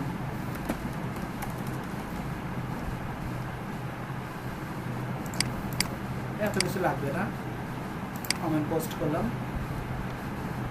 এখন কমেন্টটা কিন্তু আপনার ওয়েবসাইটে আমি যাই, আবার ব্লগিং ওয়েবসাইট, এখন কমেন্টটা কিন্তু আপনার নাই, ঠিক আছে? কমেন্টটা কিন্তু নাই, কারণ কমেন্টটা আমাকে আগে অ্যাপ্রুভাল দিতে হবে, ঠিক আছে? ড্যাশবোর্ড থেকে অ্যাপ্রুভাল দিতে হবে। সো অ্যাপ্রুভাল দেওয়ার জন্য আমাকে এই কমেন্টে চলে আসতে হবে। এই যে দেখেন রিডার, এখন ও বলছে যে এরকম একটা কমেন্ট আসছে, আমি কি এটা অ্যাপ্রুভ করতে চাই নাকি এটা ফেলে দিতে, আমি ওটা অ্যাপ্রুভ। এবার আপনি আসেন, এই যে দেখেন কমেন্ট শো করতেছে। তো কমেন্টের কাজ বুঝতে পারছেন? ক্লিয়ার? হ্যাঁ, অটো অ্যাপ্রুভালের সিস্টেম হ্যাঁ, ওটাও আছে, অটো অ্যাপ্রুভাল। এটা আমরা দেখবো কীভাবে করা যায়। ওকে, জাস্ট একটা সিম্পল প্লাগইন দিয়ে করে যায়। আচ্ছা, সো এইগুলো মোটামুটি। আর তারপরে হচ্ছে আমার আর কি দেখবো আমরা, অ্যাপারেন্স। অ্যাপারেন্সের কাজ কি দেখেন, আপনি যখন ওয়ার্ডপ্রেস ইনস্টল করবেন তখন বাই ডিফল্ট 3টা থিম থাকে। একটা হচ্ছে 2021, একটা হচ্ছে 2019, আর একটা হচ্ছে 2020, মানে 19, 20, 21। আগে যেটা ছিল 16, 24, আর ছিল ওটা যেন 18 মনে হয়। এখন হচ্ছে 20, 19। এখন আপনি দেখেন আপনার ওয়েবসাইট, এটা হচ্ছে আপনার ওয়েবসাইট। হ্যাঁ, আপনি চাচ্ছেন যে না এই থিম না, আমি একটু থিমটা চেঞ্জ করি, আমি চাচ্ছি এটা এখন আছে। এখন বর্তমানে কোন থিমটা আছে? 2021। আমি চাচ্ছি না আমি এটা দিব, অ্যাক্টিভ করুন। দেখেন চেঞ্জ হয়ে গেছে না, ইন্টারফেসটা চেঞ্জ হয়েছে। জি ভাইয়া। সেম ভাবে আপনি চাচ্ছেন না আমি এটা অ্যাক্টিভেট করব, দেখেন এটাও কিন্তু চেঞ্জ হয়ে গেছে ডিজাইন। ওকে, সো আমি বাই ডিফল্ট যেটা আছে ওইটাই রাখলাম। সো বুঝতে পেরেছেন বাই ডিফল্ট ওয়ার্ডপ্রেস কয়টা থাকে থিম? 3টা থাকে। আচ্ছা, এখন মনে করেন এই যে লেখাগুলো, এই ইমেজটা, এটা আপনি চেঞ্জ করতে চাচ্ছেন, এগুলো আপনি কোথায় পাবেন? এবার একটু ভিতরে আসি, ইনডেপথে আসি। একটা জিনিস আপনাদেরকে বলছিলাম, মনে আছে ক্লাসের শুরুতে টেবিল প্রিফিক্স মানে কি বলছিলাম? যে বলছিলাম একটু পরে দেখাচ্ছি।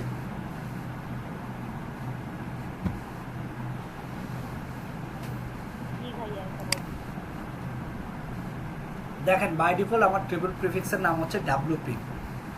যেহেতু আমি লোকাল সার্ভারে ওয়ার্ডপ্রেস ইনস্টল করছি, দ্যাটস আমি টেবিল প্রিফিক্সটা চেঞ্জ করিনি, এর জন্য WP দিয়েই আছে। আমি যদি তখন টেবিল প্রিফিক্স চেঞ্জ করে দিতাম তাহলে ওই নামে থাকতো। ওয়ার্ডপ্রেস ইনস্টল করার পরে বাই ডিফল্ট 12টা টেবিল থাকবে। এই যে আমরা যা যা ইনফরমেশন ফিল আপ করতেছি সব কিন্তু এই ডাটাবেজে গিয়ে সাবমিট হচ্ছে। আপনি যদি ইউজারে যান, WP ইউজার, দেখেন আপনার একটা ইউজার আছে অ্যাডমিন, আপনি আরেকটা ইউজার ক্রিয়েট করেন তাহলে এখানে আরেকটা ইউজার আসবে। কিভাবে? সাপোজ আপনি এই যে ইউজারে গেলেন, ইউজারে গেলে অ্যাড নিউ ইউজার করলেন, এখানে নাম দিলেন, মনে করেন আমি আপনাদের সিআরকে অ্যাড করি, নাসির। আপনার ইমেল অ্যাড্রেসটা বলেন তো, সিআর নাসির খান। স্যার ভাই লিখে দিচ্ছি। হ্যাঁ, তারপর হচ্ছে নাসির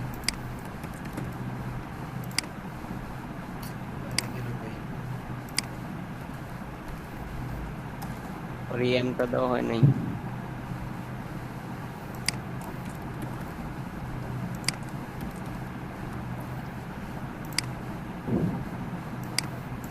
কপি করলাম, ইমেল অ্যাড্রেসটা দিয়ে দিলাম। এবার হচ্ছে জেনারেট পাসওয়ার্ড, তো আমি একটা নর্মাল পাসওয়ার্ড দিই, নাসির 1 2 3। ওকে, যদি উনি পারবে না অ্যাক্সেস করতে সমস্যা নেই। এখন আমি রাখলাম তাকে সাবস্ক্রাইবার হিসাবে, দেখেন অ্যাড নিউ ইউজার দিলাম, নেভার। এবার এখানে এসে রিলোড দেন,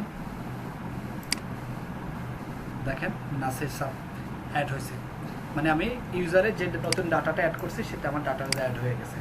বুঝতে পারছেন? ক্লিয়ার? জি ভাইয়া। আপনার যতগুলো ইউজার থাকবে আবার এই ইউজারের আপনি রুল চেঞ্জ করতে দিতে পারবেন।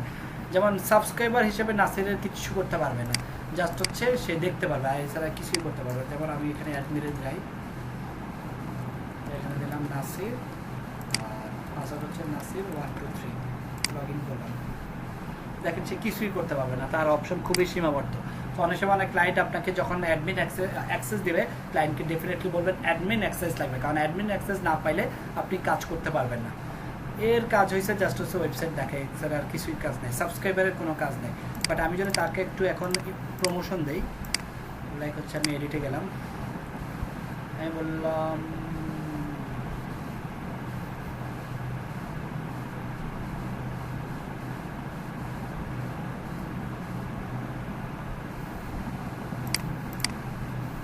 সাবস্ক্রাইবার থেকে তাকে যদি আমি কন্ট্রিবিউট, এখন সে কিছুটা কন্ট্রিবিউট করতে পারবে, দুই একটা কিছু লিখতে পারবে। আমি একটু রিলোড দিই, এই যে দেখেন সে এখন কিছু পোস্টকে আপলোড করতে পারবে, কমেন্ট আপলোড করতে পারবে, ঠিক আছে। তারপরে যদি আমি তাকে কন্ট্রিবিউটর না তাকে আমি যদি অথর করি, তাহলে সে এবার হচ্ছে পেজ টেজও করতে পারবে। এই দেখেন মিডিয়া টিডি আপলোড, মানে ছবি টবি আপলোড করতে পারবে। তো তাকে যদি আমি আরেকটু প্রমোশন দিই, এডিটর, এবার সে পেজও ক্রিয়েট করতে পারবে। এটা পর্যন্ত জাস্ট পোস্ট পারত, দেখেন এখন পেজ ক্রিয়েট করতে পারতেছে। তারপরে যদি আমি তাকে আরেকটু প্রমোশন দিই একবার, এটা হচ্ছে ফাইনাল প্রমোশন আপডেট। এখন কিন্তু সে পেজ পোস্ট সবই করতে পারতেছে, বাট সে ওয়েবসাইটের কোনো মানে ফাংশনালিটি বা ডিজাইন চেঞ্জ করতে পারবে না। সো এটা করার জন্য কি লাগবে, মেনলি ক্লায়েন্ট আপনাকে হায়ার করবে ফাংশনালিটি অ্যাড করার জন্য বা ডিজাইন চেঞ্জ করার জন্য। সো ক্লায়েন্ট আপনাকে এডিটর দিলে আপনি কাজ করতে হবে, অবশ্যই ক্লায়েন্টকে বলবেন আমাকে অ্যাডমিন অ্যাক্সেস দিতে। এই যে দেখেন এখন সে অ্যাপারেন্স এবং থিম প্লাগইন সব অপশনে পাচ্ছে। ওকে, এক সেকেন্ড একটু হোল্ড করেন।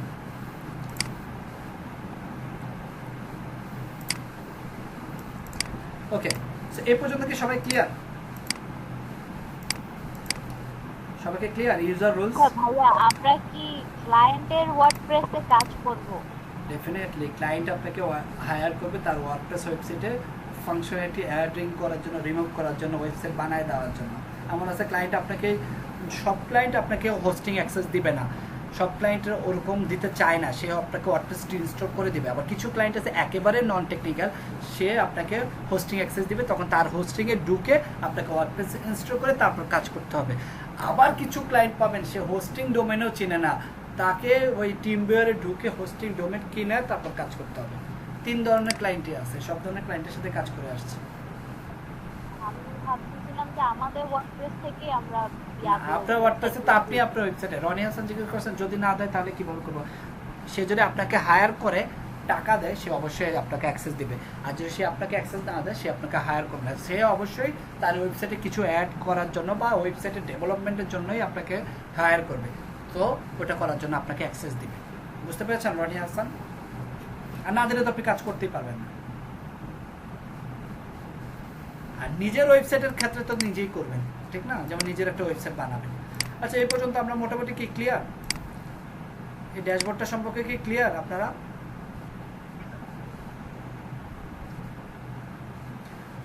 আচ্ছা, এখানে আর কিছু মোটামুটি ক্লিয়ার। হ্যাঁ, ভিডিওটা আরেকবার দেখবেন।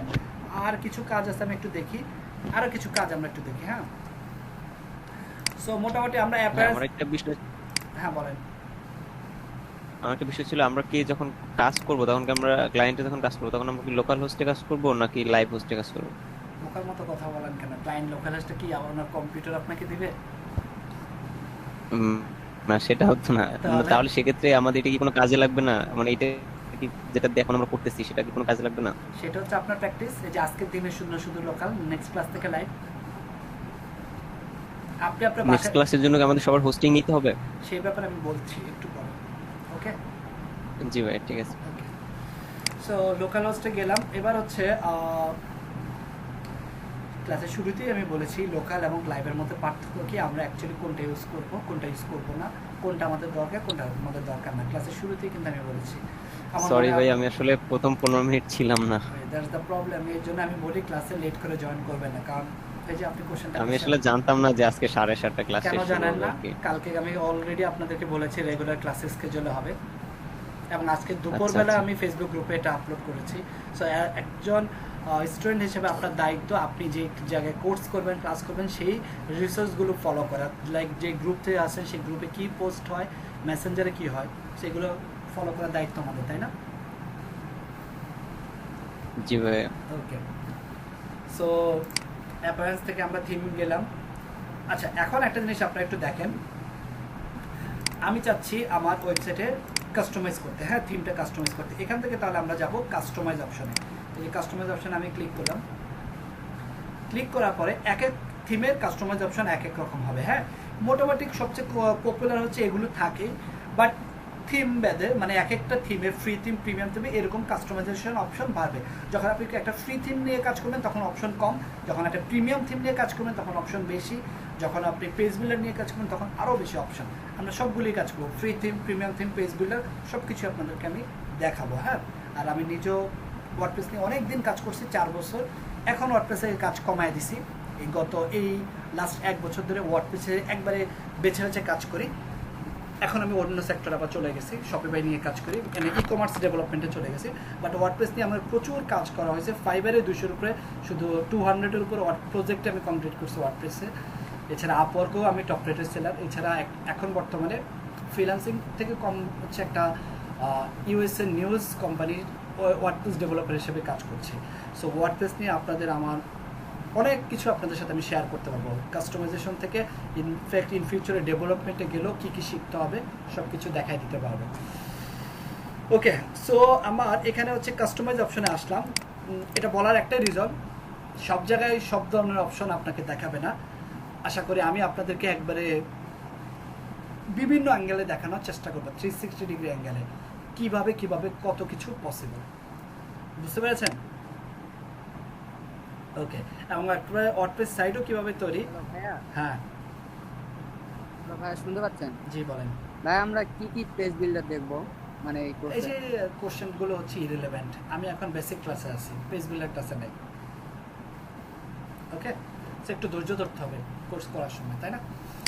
কারণ আপনাদের এখন অনেক ক্লাস বাকি। সো আসেন আমরা হচ্ছে সাইট আইডেন্টি, এখান থেকে হচ্ছে আমরা কাস্টমাইজেশন অপশনে যাব। এই যে দেখেন blogging website, just another WordPress site. ওই যে বললাম না শুরুতে আমরা একটা নাম দিয়েছিলাম, এটা আমরা চেঞ্জ করতে পারবো। এখন দেখেন এই ওয়েবসাইট আমরা একটু হোভার করে, এই যে জাস্ট অ্যানাদার ওয়ার্ডপ্রেস সাইট, এটা হচ্ছে আমার সাইটের ট্যাগলাইন। এই ট্যাগলাইনটা আমরা যদি চেঞ্জ করতে চাই আমরা করতে পারি। লাইক হচ্ছে এখানে কি ট্যাগলাইন দেখি, প্রথম হলো ট্যাগলাইন কি,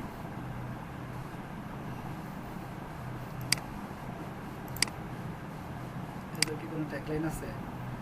আচ্ছা, লাইভ কভারেজ, লাইভ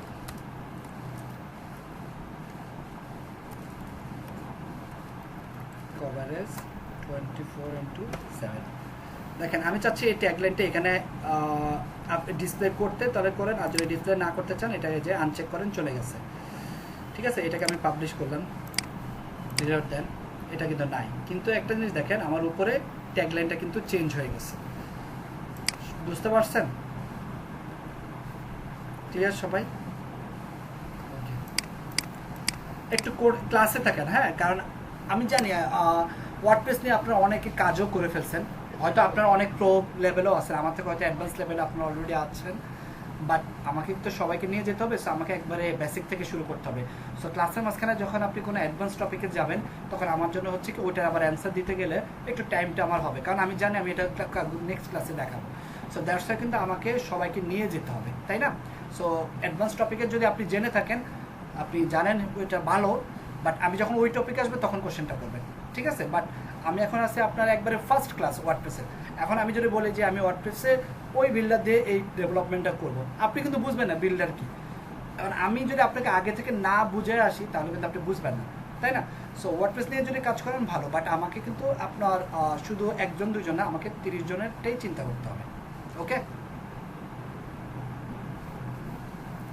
সো একটু ধৈর্য ধরেন, হ্যাঁ, যদি আপনার কাছে টপিকগুলো বেশি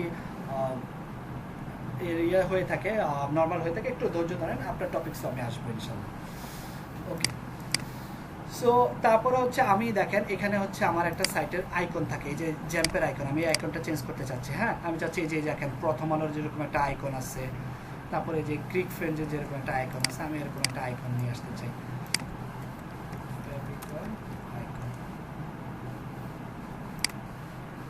এটাকে ফেভিকন বলে। আমি মনে করি এই আইকনটি কপি করি, সেভ করলাম, সেভ। এবার হচ্ছে আমি এই আইকনটা আপলোড করবেন,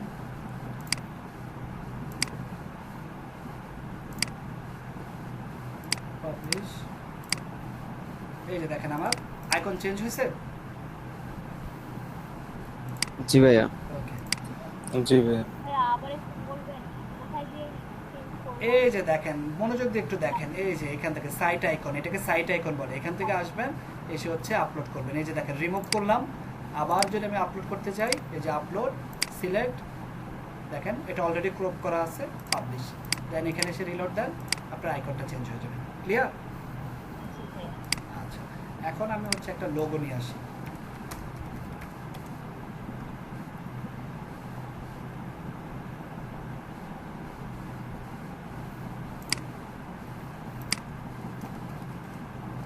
আমি চাচ্ছি টাইটেল দিয়ে থাকবে না, আমারটা লোগো দিয়ে থাকবে। হ্যাঁ,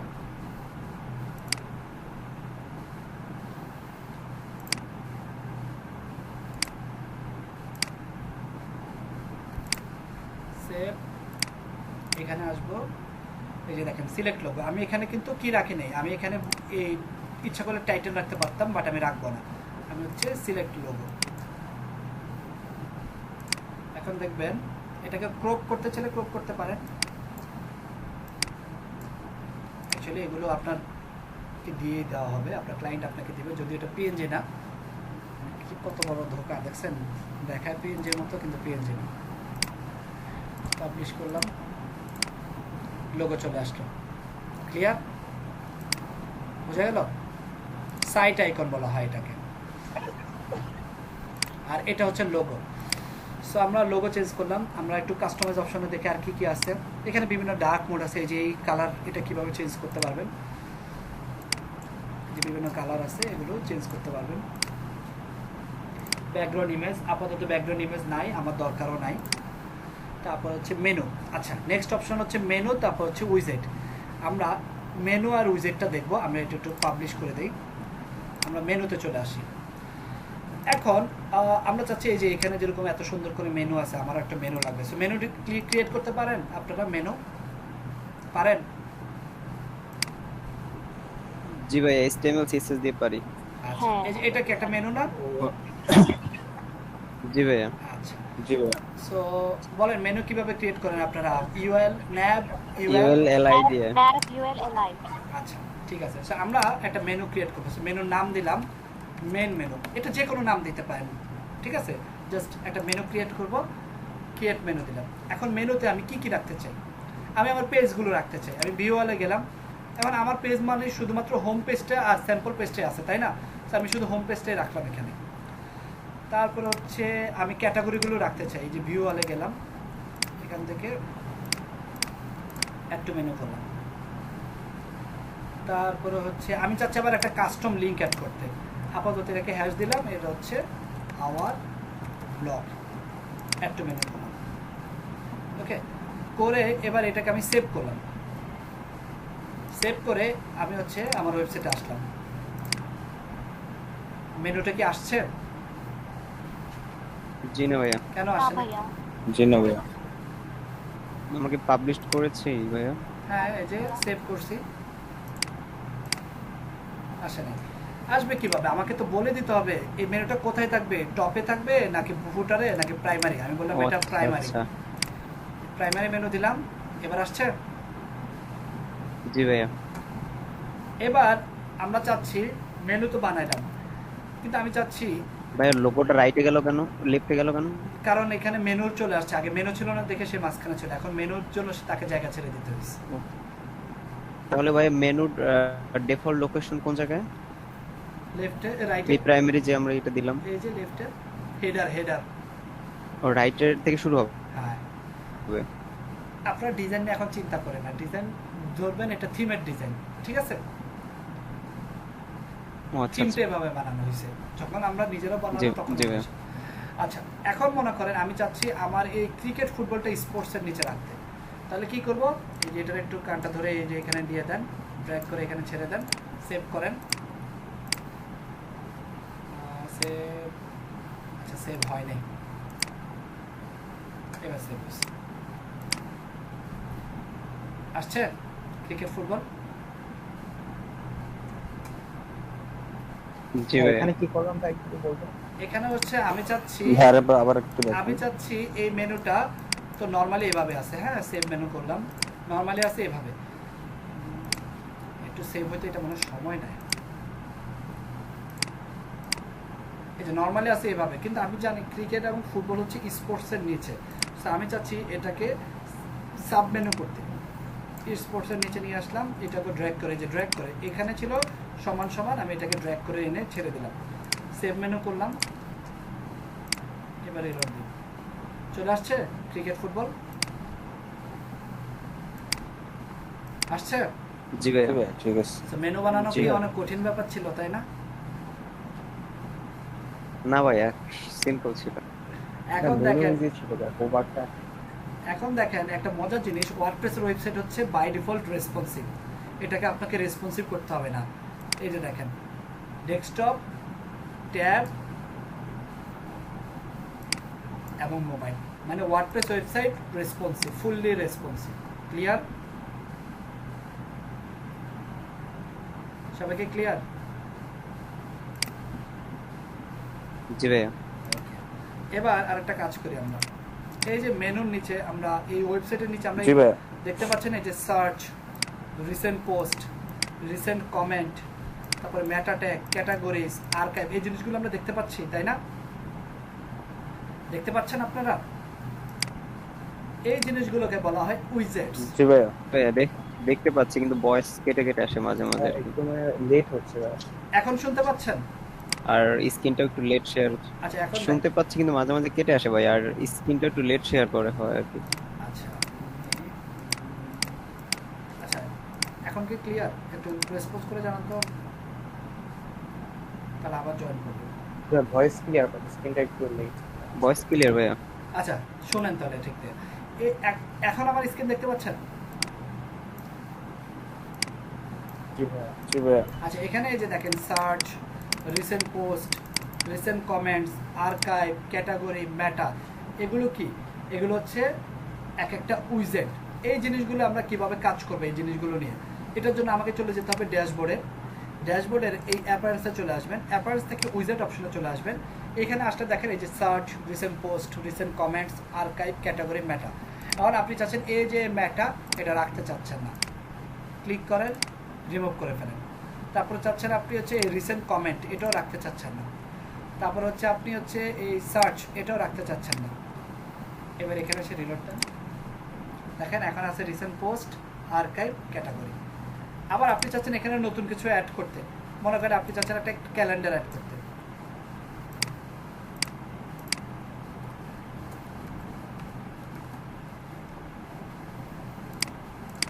সেভ করেন, দেখেন ক্যালেন্ডার চলে আসছে। বোঝা গেল ব্যাপারটা, উইজেট কিভাবে কাজ করে? শুধু তাই না, আপনি চাচ্ছেন এখানে একটা কাস্টম এসটিএমএল আনতে, এটা দেখেন কাস্টম এসটিএমএল, লাইক আপনি এখানে রাখছেন অ্যাবাউট আস, এখানে আপনি এসটিএমএল কোড লিখতে পারবেন।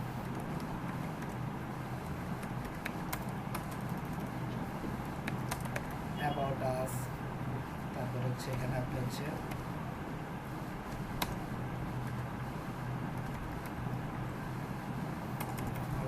সেখান থেকে আসেন না,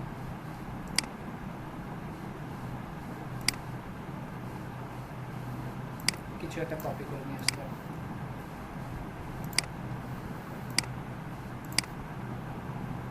এই যে দেখেন অ্যাবাউট আস অপশনটা চলে আসছে, তাই না? মানে আপনি এখানে এসটিএমএলও অ্যাড করতে পারবেন, আবার এই যে উইজেটগুলো অ্যাড করেও আপনি কাজ করতে পারবেন।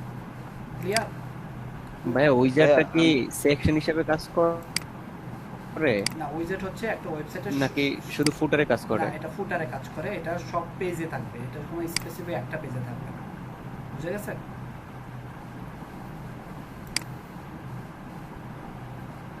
দেখেন এই যে হোম পেজও আছে, সব পেজে ভাইয়া, ফুটারে আমরা- থাকবে তাই তো? হ্যাঁ ফুটারের আগে থাকবে। বলেন। ভাইয়া যদি আমরা ফুটারে কোনো লোগো ইউজ করতে চাই তাহলে কি করতে হবে? এই যে এখান থেকে আপনি লোগো অ্যাড করেন, ইমেজ, তারপরে ইমেজ দিয়ে ওই লোগো আপলোড করেন, তাহলে তো হলো ডাইরেক্ট ওই যে এসটিএমএল সিএসএস যেভাবে করেন। বুঝতে পারছেন? জি ভাইয়া। আচ্ছা এখন দেখেন একটা জিনিস, আচ্ছা, একটা জিনিস আমরা একটু দেখি, এটা আমরা রিমুভ করে দিই, ডিলিট। একটা জিনিস একটু দেখেন, এই যে দেখেন প্রাউডলি পাওয়ার্ড বাই ওয়ার্ডপ্রেস, এই একটা ফুটার কপিরাইট আছে, তাই দেখতে পাচ্ছেন? সবাই কি দেখতে পাচ্ছেন? জি ভাইয়া। আপনি চাচ্ছেন এটাকে জি ভাইয়া। রিমুভ করতে, আপনি চাচ্ছেন এই লেখাটা চাচ্ছেন না, তাহলে আপনি ইন্সপেক্ট করতে পারেন। আপনাদেরকে দেখাইছিলাম না ডেভ টুলস কিভাবে ইউজ করতে হয়, জি ভাইয়া। তো আপনি এটাকে ধরেন, জি ভাইয়া। জি ভাইয়া। এই যে এখানে আপনার HTML CSS কাজে লাগবে, এটাকে ধরেন, ধরলে দেখেন এই যে এখানে আসছে সাইট ইনফো, এটা হচ্ছে সাইট নেম আর এটা হচ্ছে পাওয়ার্ড বাই।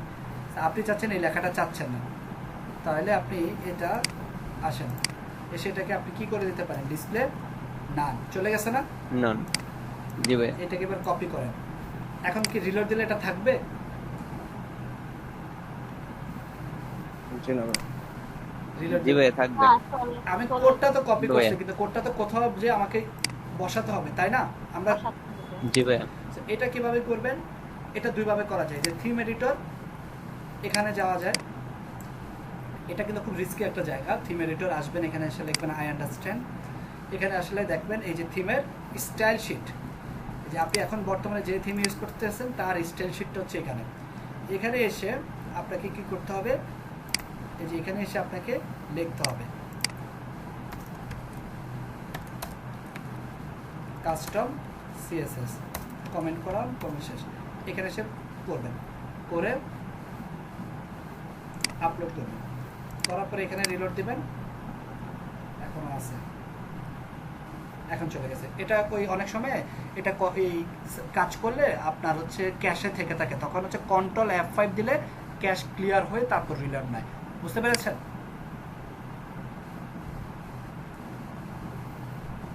দেখেন এখন কিন্তু নাই, তাই না? ভাইয়া কন্ট্রোল এফ। এটা হ্যাঁ, কন্ট্রোল F5 দিলে হচ্ছে আপনার এই যে ক্যাশ ক্লিয়ার হয়ে যায়। আচ্ছা, এখন আমরা কি এভাবেই করব? না, আমরা এভাবে করব না, কারণ এই জায়গাটা রিস্কি, আমরা এভাবে করব না, কারণ এখানে ভুল কিছু লিখলে ঝামেলা আছে। এবং শুধু এই ঝামেলা না, এখানে আপনার ওয়েবসাইটের থিম যদি কখনো আপডেট দেন তখন এই কোডগুলো চলে যাবে।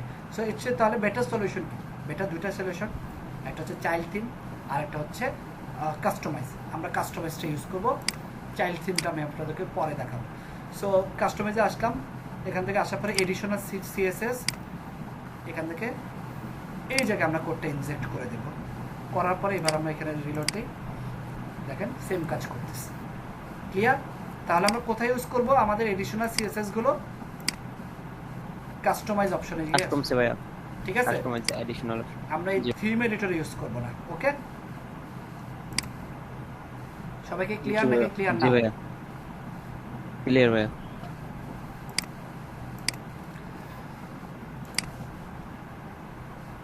ওকে, সো আমাদের মোটামুটি দেখি আমাদের আর কি বাকি আছে এখানে।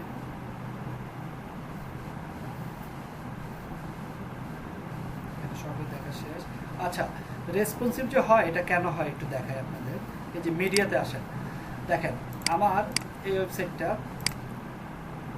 এক এক ডিভাইসে এক এক রকম ইমেজ দেখায়। দেখেন এখানে ইমেজটা ছোট হয়ে আসতেছে, এখানে ছোট, আবার যখন বড় ডিভাইসে তখন বড়। কারণ আমি যখন একটা ইমেজ আপলোড করি তখন আপনি যে WP কন্টেন্ট আপলোডে যান, ইমেজের 3 থেকে 4টা বিভিন্ন ডিভাইস অনুযায়ী তার আপলোড হয়। দেখেন, তো যখন যে ডিভাইসে থাকবো সেই ডিভাইস অনুযায়ী সে ইমেজগুলো শো করতেছে। বুঝতে পারছেন? দ্যাটস ওয়াই এই কারণে ইমেজগুলো চেঞ্জ হয়। এবং এটার ডাইমেনশনটা কোথায় দেওয়া আছে, এই যে দেখেন, থাম্বনেল ইমেজ কেমন হবে, মিডিয়াম ডিভাইসে কেমন হবে, লার্জ ডিভাইসে কেমন হবে, এগুলো হাত দিবেন না, এগুলো ধরার দরকারই নাই। ক্লিয়ার? জি ভাইয়া। তারপর জেনারেল থেকে আপনি সাইটের টাইটেল, ট্যাগলাইন চেঞ্জ করতে পারেন। এই জিনিসটা ধরার দরকার নেই। ওয়ার্ডপ্রেস অ্যাড্রেস, সাইট অ্যাড্রেস এগুলো ধরার দরকারই নাই। রাইটিংয়ে গেলাম, রাইটিংও কিছু কোনো কাজ নাই। রিডিং অলরেডি দেখাইলাম, এগুলো আপাতত কোনো কাজ নাই। মিডিয়াতে গেলে মিডিয়া এলিমেন্ট, পারমানেন্টস অলরেডি দেখাইছি, আর প্রাইভেসি তো প্রাইভেসি পলিসি পেজটা থাকবে, শেষ।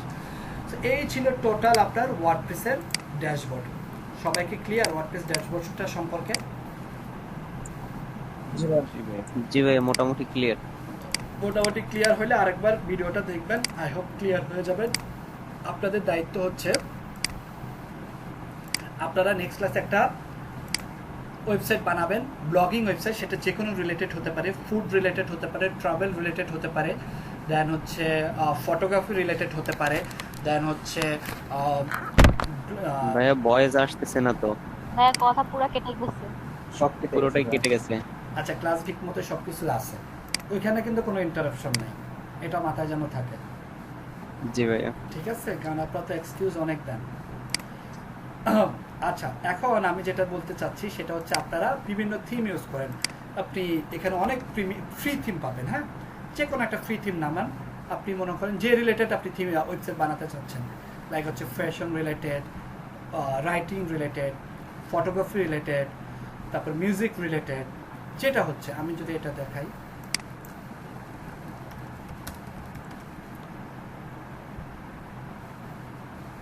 এই যে দেখেন এখান থেকে যে কোনো একটা আপনি চুজ করেন, দেখেন এই থিমটা আপনি এই যে ইনস্টল করেন। আমরা তো জানি কীভাবে থিম ইনস্টল করতে হয়, অ্যাক্টিভ করতে হয়, আমি একটু প্রিভিউটা দেখে আসি। সো যে কোনো একটা থিম আপনি সিলেক্ট করেন, থিমটা নিয়ে একটু থিমের পড়াশোনা করেন এবং থিমের ভিতরে আপনার পোস্ট কীভাবে আপলোড করতে একটু দেখেন, সেইভাবে আপনি একটা ওয়েবসাইট, ব্লগিং ওয়েবসাইট বানিয়ে নিয়ে আসেন। যেমন হোক, এমন না যে আপনাকে সব জানতে হবে, সব কিছু ইউজ করতে যেমন লাগবে না, আপনি জাস্ট হচ্ছে এই থিমটা ইউজ করে একটা ব্লগিং ওয়েবসাইট বানাবেন, যেন হচ্ছে আপনার কি আপনার ওয়ার্ডপ্রেস সম্পর্কে বেসিকটা ক্লিয়ার হয়, এটাই, এছাড়া আর কিছুই না। ক্লিয়ার ভাইয়া বলেন? যে থিমটা আমরা ইনস্টল করব সেই থিমটা কি থিমটা যে কন্টেন্ট গুলো থাকবে, হ্যালো শুনতে পাচ্ছি, বলতে থাকেন। শুনতে পাচ্ছি, বলেন। কন্টেন্ট চেঞ্জ করে ফেলবেন।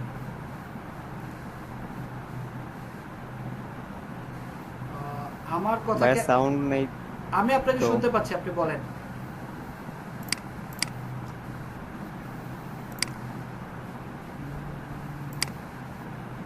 থাকলে হবে। ডেফিনেটলি আপনার কন্টেন্ট ইউজ করবেন, ডেমো কন্টেন্ট ইউজ করবেন না।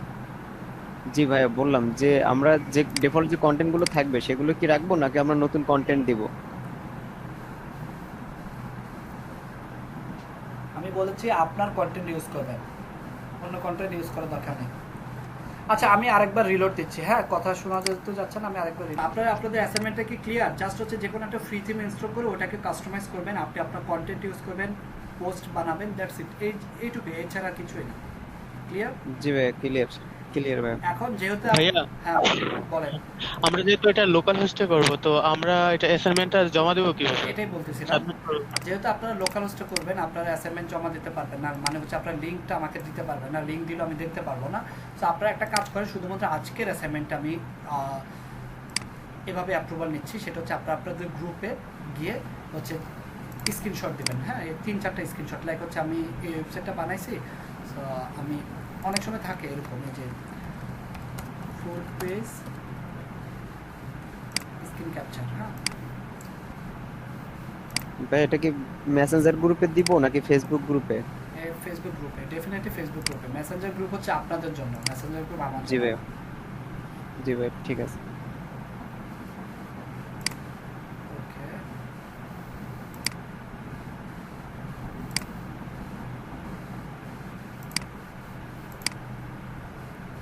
এই দেখেন ফুল পেজ চাচ্ছেন নাকি স্পেসিফিক এরিয়া? এই দেখেন ফুল পেজ। হ্যাঁ ডিসপ্লে নাই তো।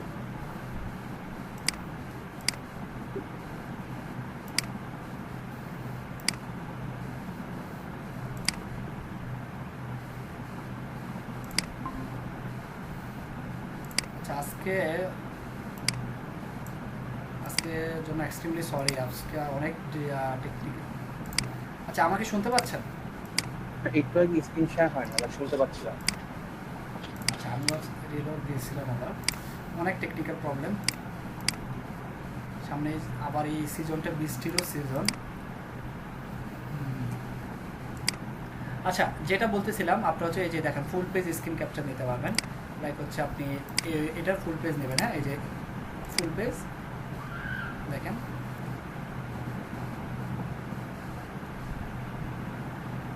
ডান, এই যে দেখছেন, এবার এটা এই যে সেভ করেন।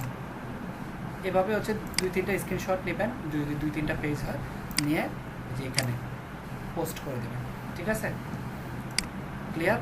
এভাবে আপাতত আজকের ক্লাসের অ্যাসাইনমেন্টটা সাবমিট করেন। সবাইকে ক্লিয়ার? জি ভাইয়া ক্লিয়ার। জি ভাইয়া। আর কারো কোনো কোশ্চেন আছে আজকের ক্লাস নিয়ে? আবার দেখতে হবে। আচ্ছা ক্লাস জি ভিডিও না দেখে ভাইয়া। দেখেন। জি ভাই খুব বেশি আচ্ছা ঠিক আছে। সো আপনারা বলেন আপনাদের কি অবস্থা? আপনারা নাকি অনেক ফ্রাস্ট্রেটেড এই কোর্স করে? আপনাদের কোনো মনের কোনো কথা থাকলে বলতে পারেন। ক্লাস করে কি আপনাদের ভালো লাগতেছে না, এরকম কিছু? ভাইয়া আমার একটা কথা ছিল। বলেন। আচ্ছা সেটা হচ্ছে ভিডিওটা আমি যে- পজ দিয়ে দিই।